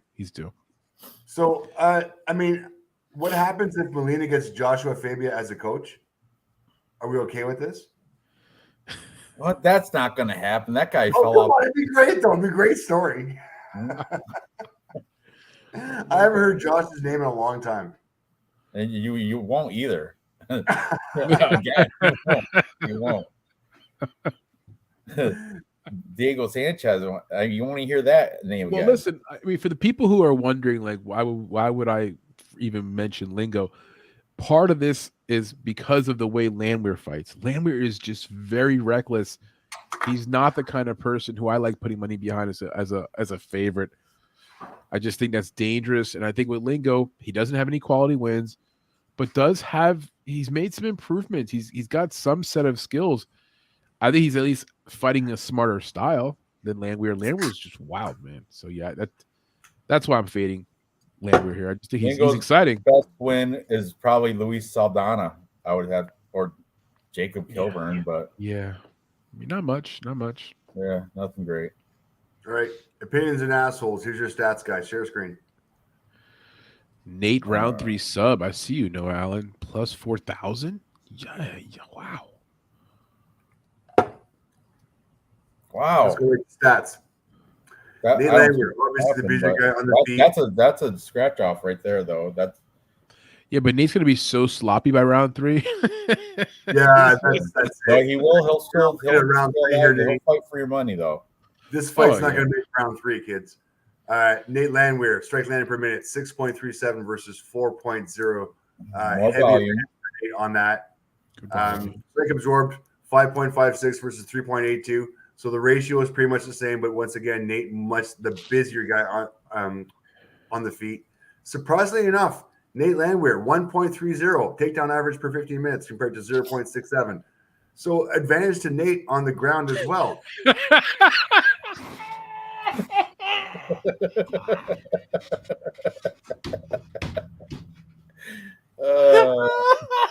over your end. This dude sucking dick on film. The truth. No cap. No cap. No, Alan. Like,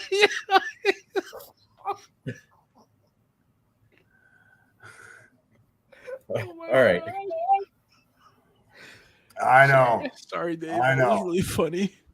Tangle web, Noah.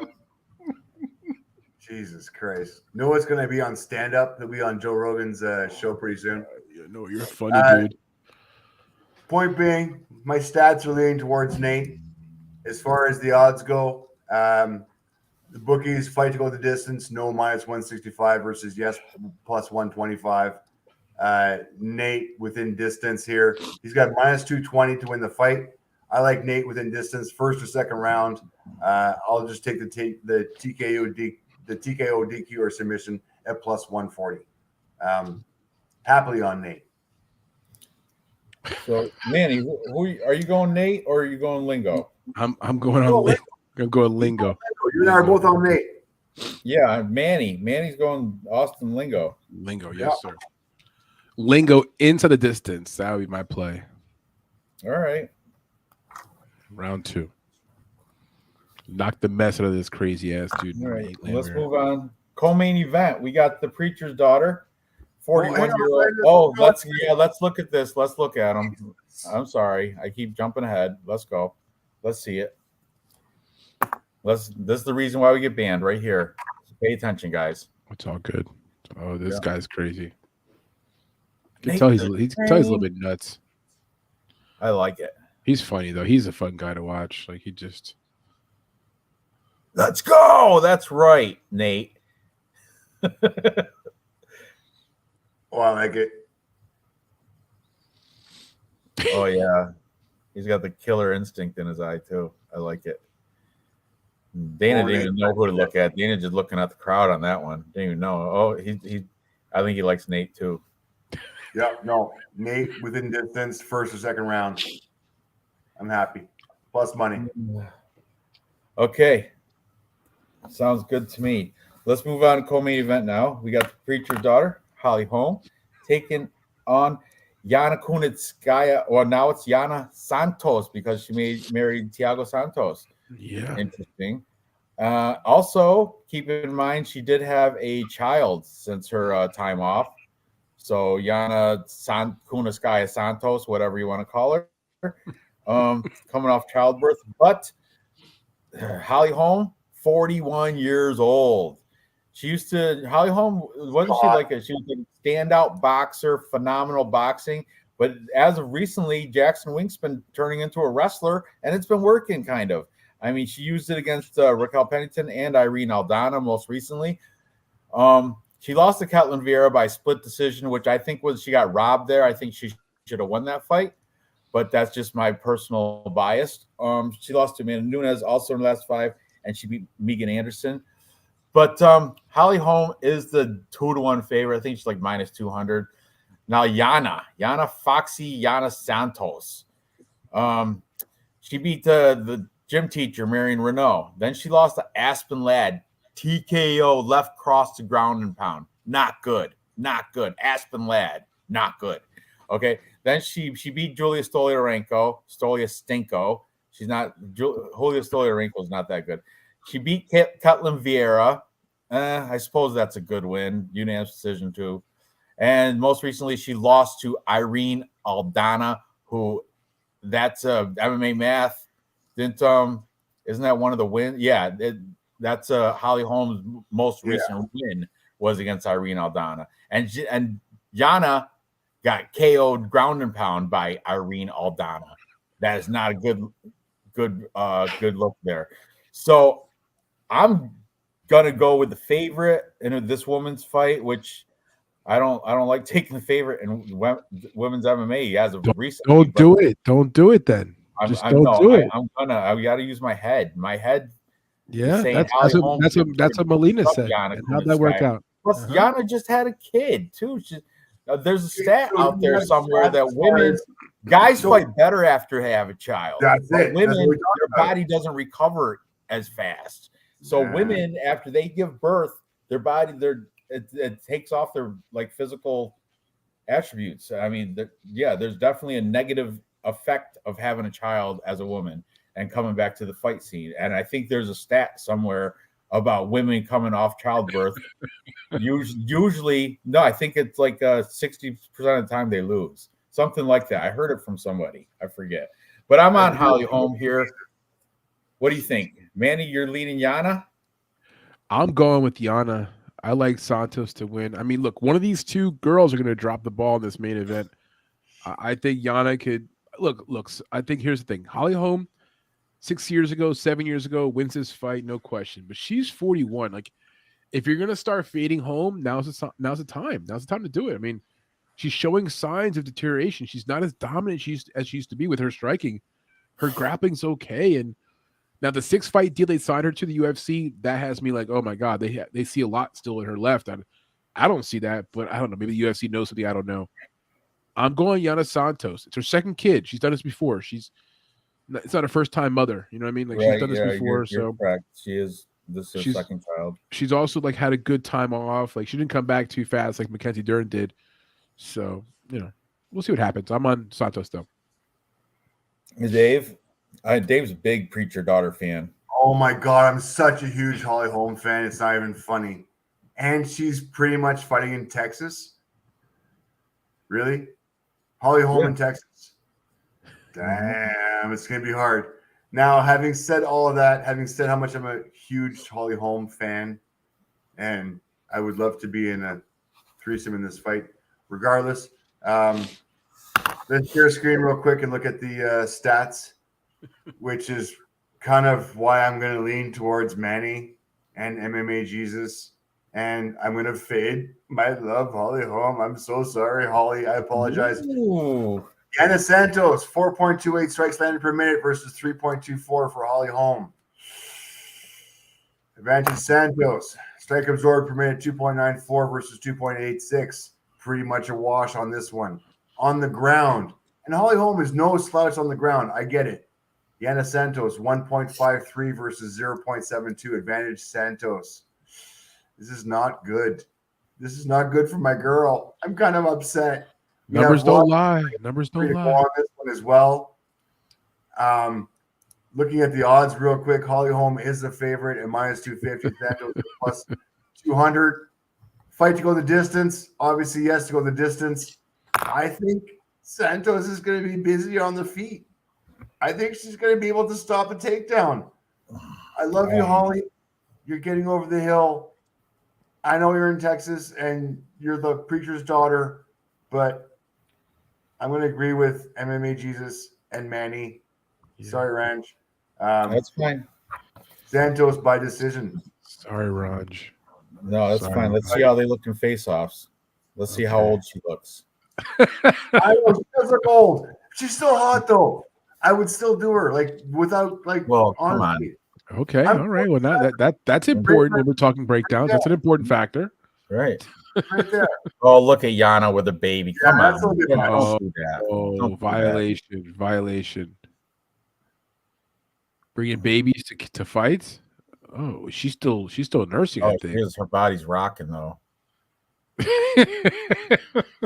She's a pro. This whole He said- family is pro fighters, guys. We're not kidding around here. He's washed up too. He's washed up too.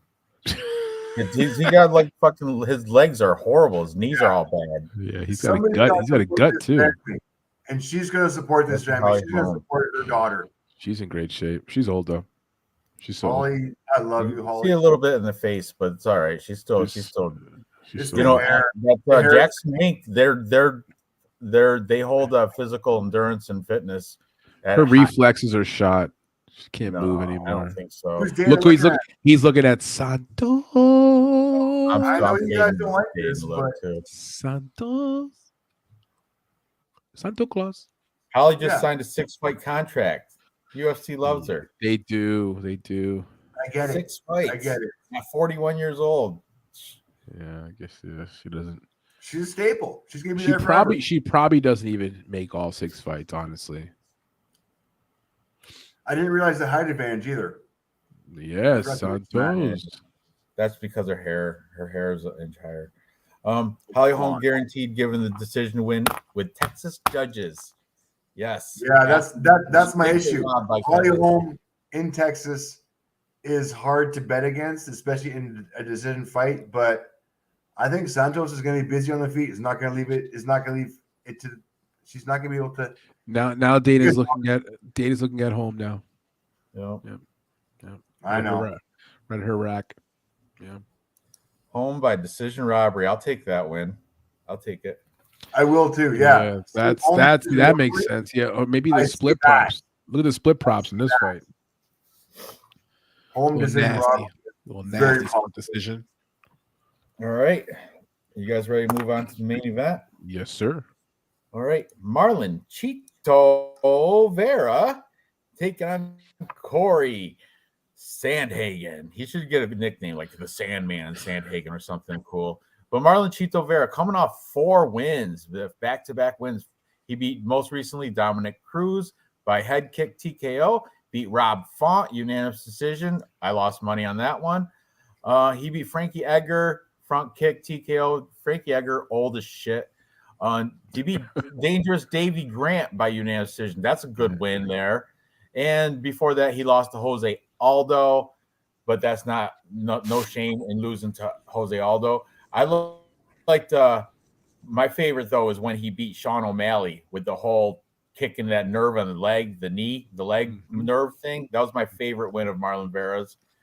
But he's got his hands full with Corey Sandhagen. Corey Sandhagen coming off a nice TKO doctor stoppage win over Yadong Song.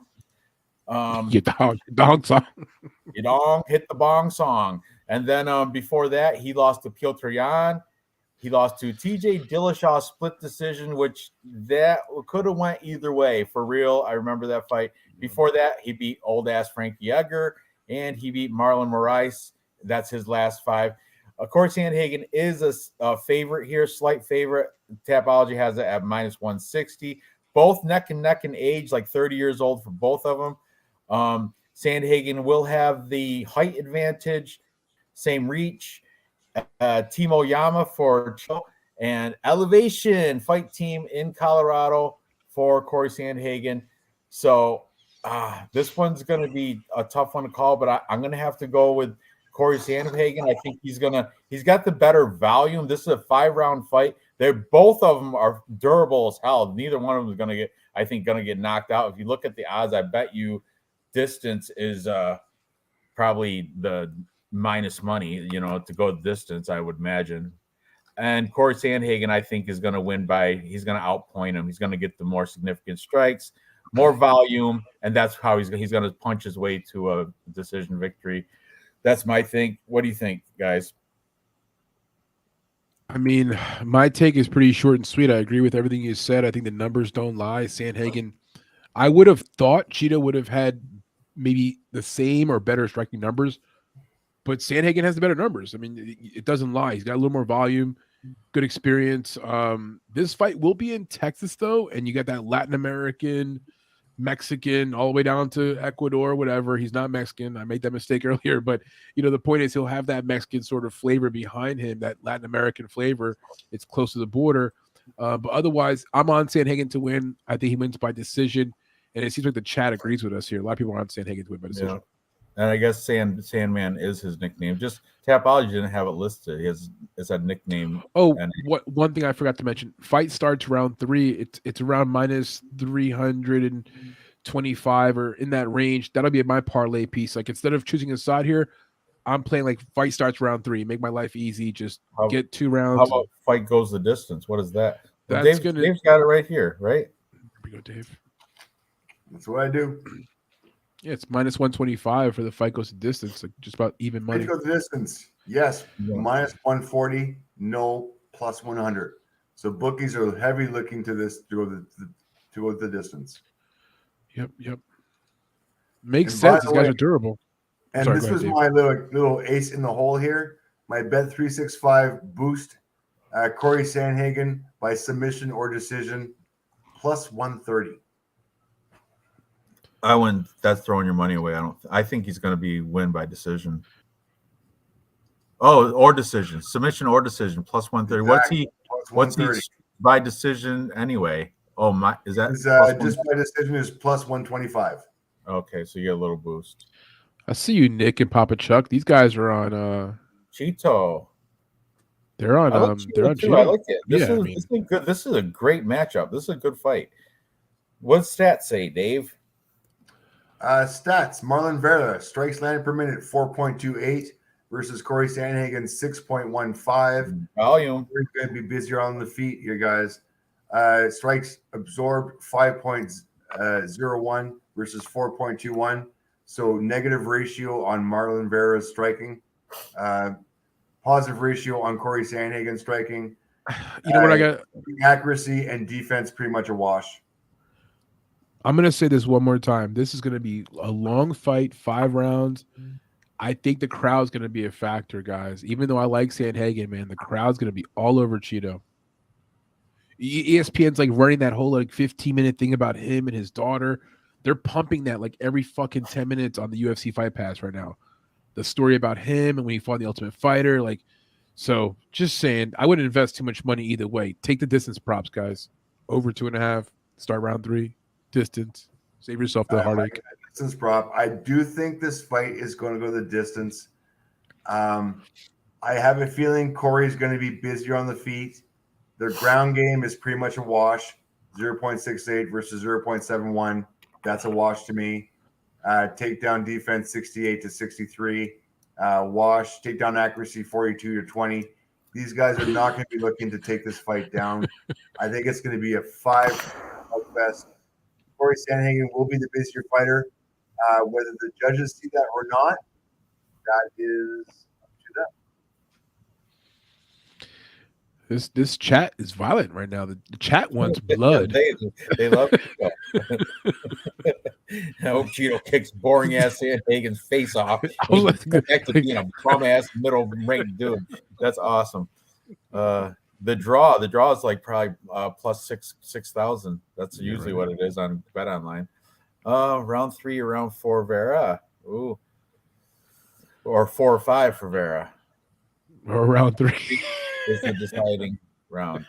UFC wants Cheeto O'Malley fight again. I think, yeah, they do. You know, O'Malley wanted that fight again too, and Cheeto said no. He said, no, already beat you. I think he's scared. For real. After he beat Sean O'Malley with that stupid nerve leg kick thing, fluky thing, O'Malley wanted a rematch, and Cheeto's like, nope, fuck you. Beat you already. Do we have extracurricular activities in this face-off? Huh? Oh, you got what is somebody singing? What's going on? Somebody singing? You got the neon lights? And fast forward through all the neon lights. There we go. Oh, good. They're doing a whole promo. Boy.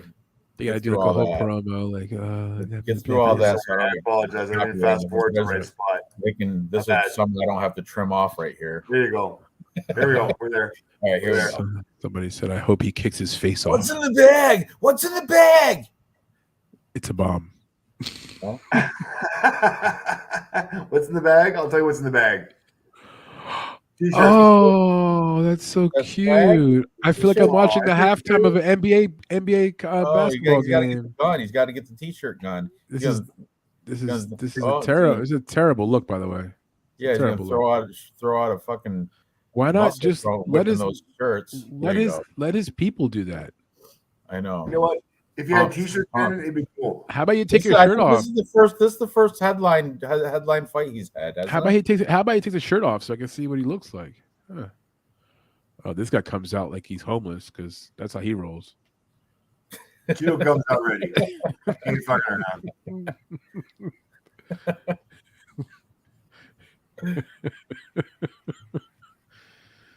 Cheeto's a bad man. Oh, are you trying to hug him? Sanhagen trying to like, hey, how are you? Want to pat you? Want to pat you a little bit? Cheeto's like, I'm right up here, dude. Corey's a fucking dork.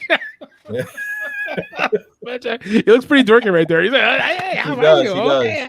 He does. He's a cornball for sure. No head tattoos or nothing. He's just corny. Throwing out T-shirts like this is halftime of an NBA basketball game. And they're all with the white tees too. They're white tees. I wish someone would have thrown one of those T-shirts back at him. That would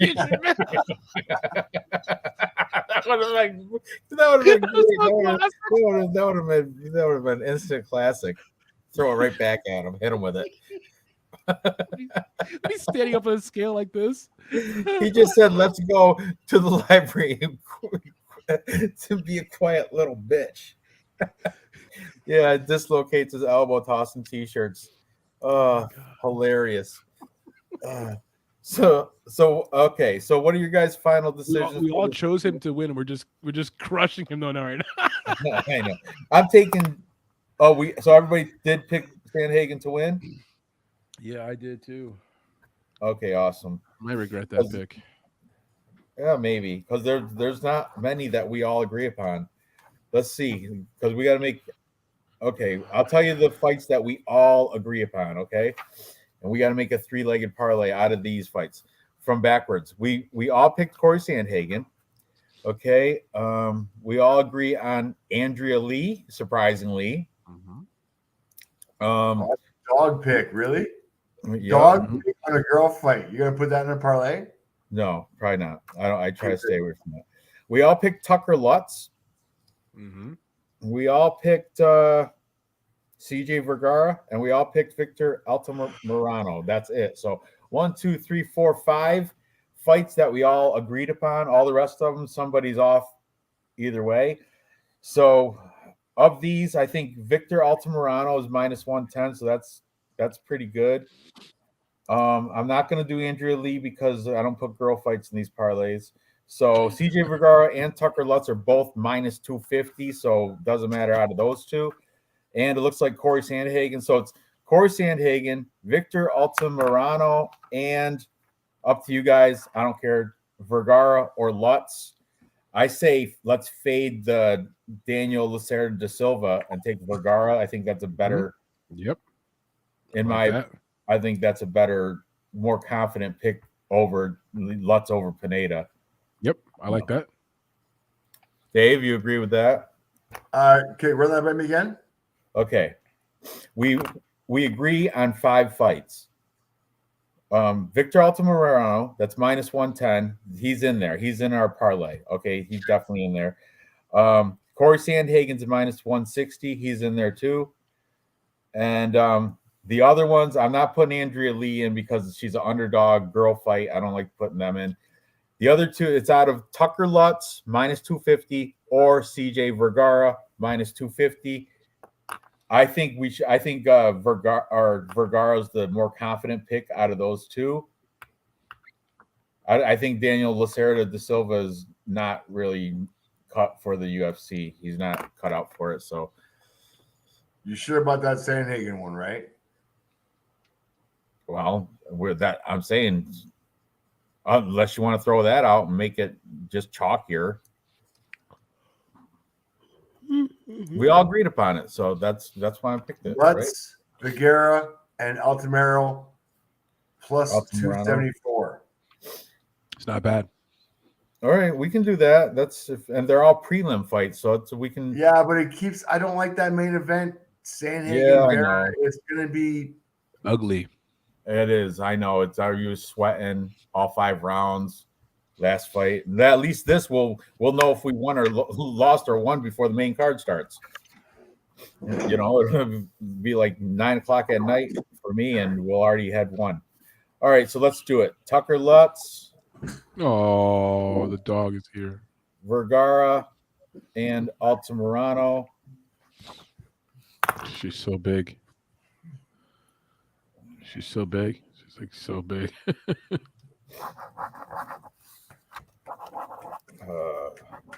For the ones who've been following since she's been a puppy, she's not a puppy anymore. But she's mush.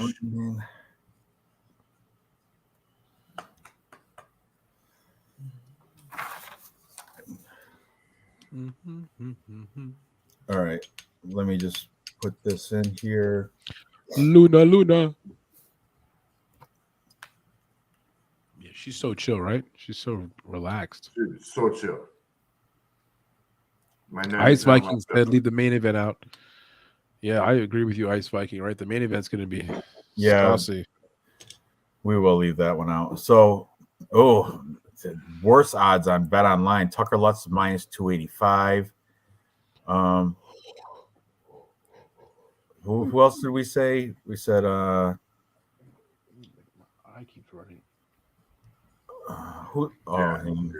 CG Vergara minus 240. Ultimarino. Oh, Victor Altamirano is plus money. That's really nice. Plus 106. Plus 106. So that pays out plus money 94 for me. Plus 294 on Bet Online. It's not bad. I'm at plus 274. It's pretty close. And I like those odds. And I'm comfortable with Victor.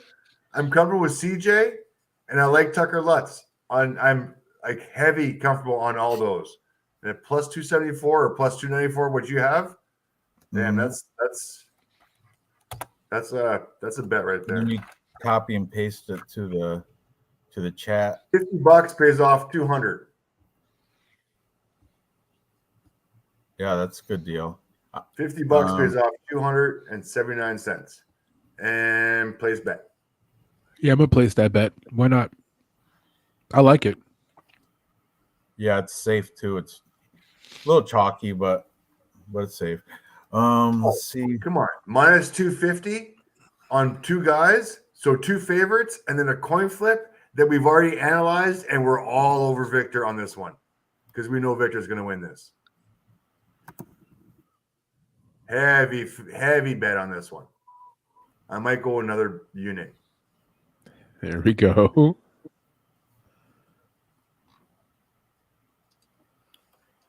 Okay, so yeah, keep Corey Sandhagen out of your parlays, guys. Yeah, right. It's gonna be risque. Same thing with Holly Holm. Oh my gosh, same thing with Holly Holm and Macy Barber. Yeah, do yourself the favor. I'm not comfortable in him in a parlay, or Andrea Lee or Macy Barber. I got Andrea Lee. I got the dog in this one. Yeah. I mean, I thought Noah's comments were good. Dog and Perez and Cap. Noah's not even comfortable. Noah said place a bet on each of those dogs individually, right? Place a bet on Andrew Lee. Oh, I do that anyway. Yeah. I trust on all those. Well, I'm gonna Andrea Lee definitely put in a play. I'm not Yana Santos. I don't think she's gonna do it. He was Papa Chuck met Altamirano. That's hilarious. He wrote right there. Oh, how was he, Papa Chuck? Beer line after he killed Daniel. That looks like he's jacked and ready to go. I love the odds on this guy. Yeah, he's plus money too, Altamirano. He's pretty good. He's not bad. Like he's wild and shit, but he could take a punch and he'll pop back up. He likes to fight.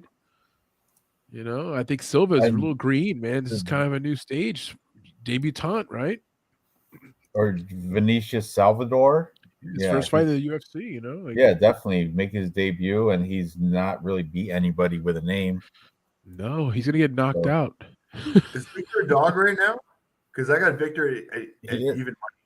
Yeah, he's a dog on Bet Online. He's plus 106. Damn it. Victor is my dog lock. That's a safe one. That's a safe one. Safe one, yeah. I'll go find it. Awesome.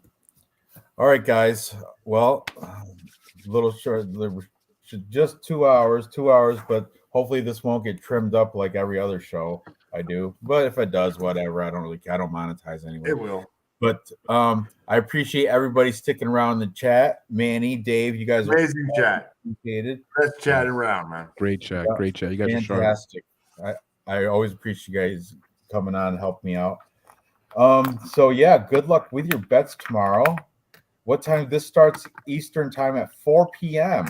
Very good. Very good. Early. Yeah. Early start for Dave, what's that? 1 o'clock? Oh, dude, Yeah, 1 o'clock. You'll be having lunch. Or you're just waking up or something. I don't know. I get up waking up and watching fights right away. Yeah. I never get to sleep in. I'm sleeping in tomorrow. That a boy.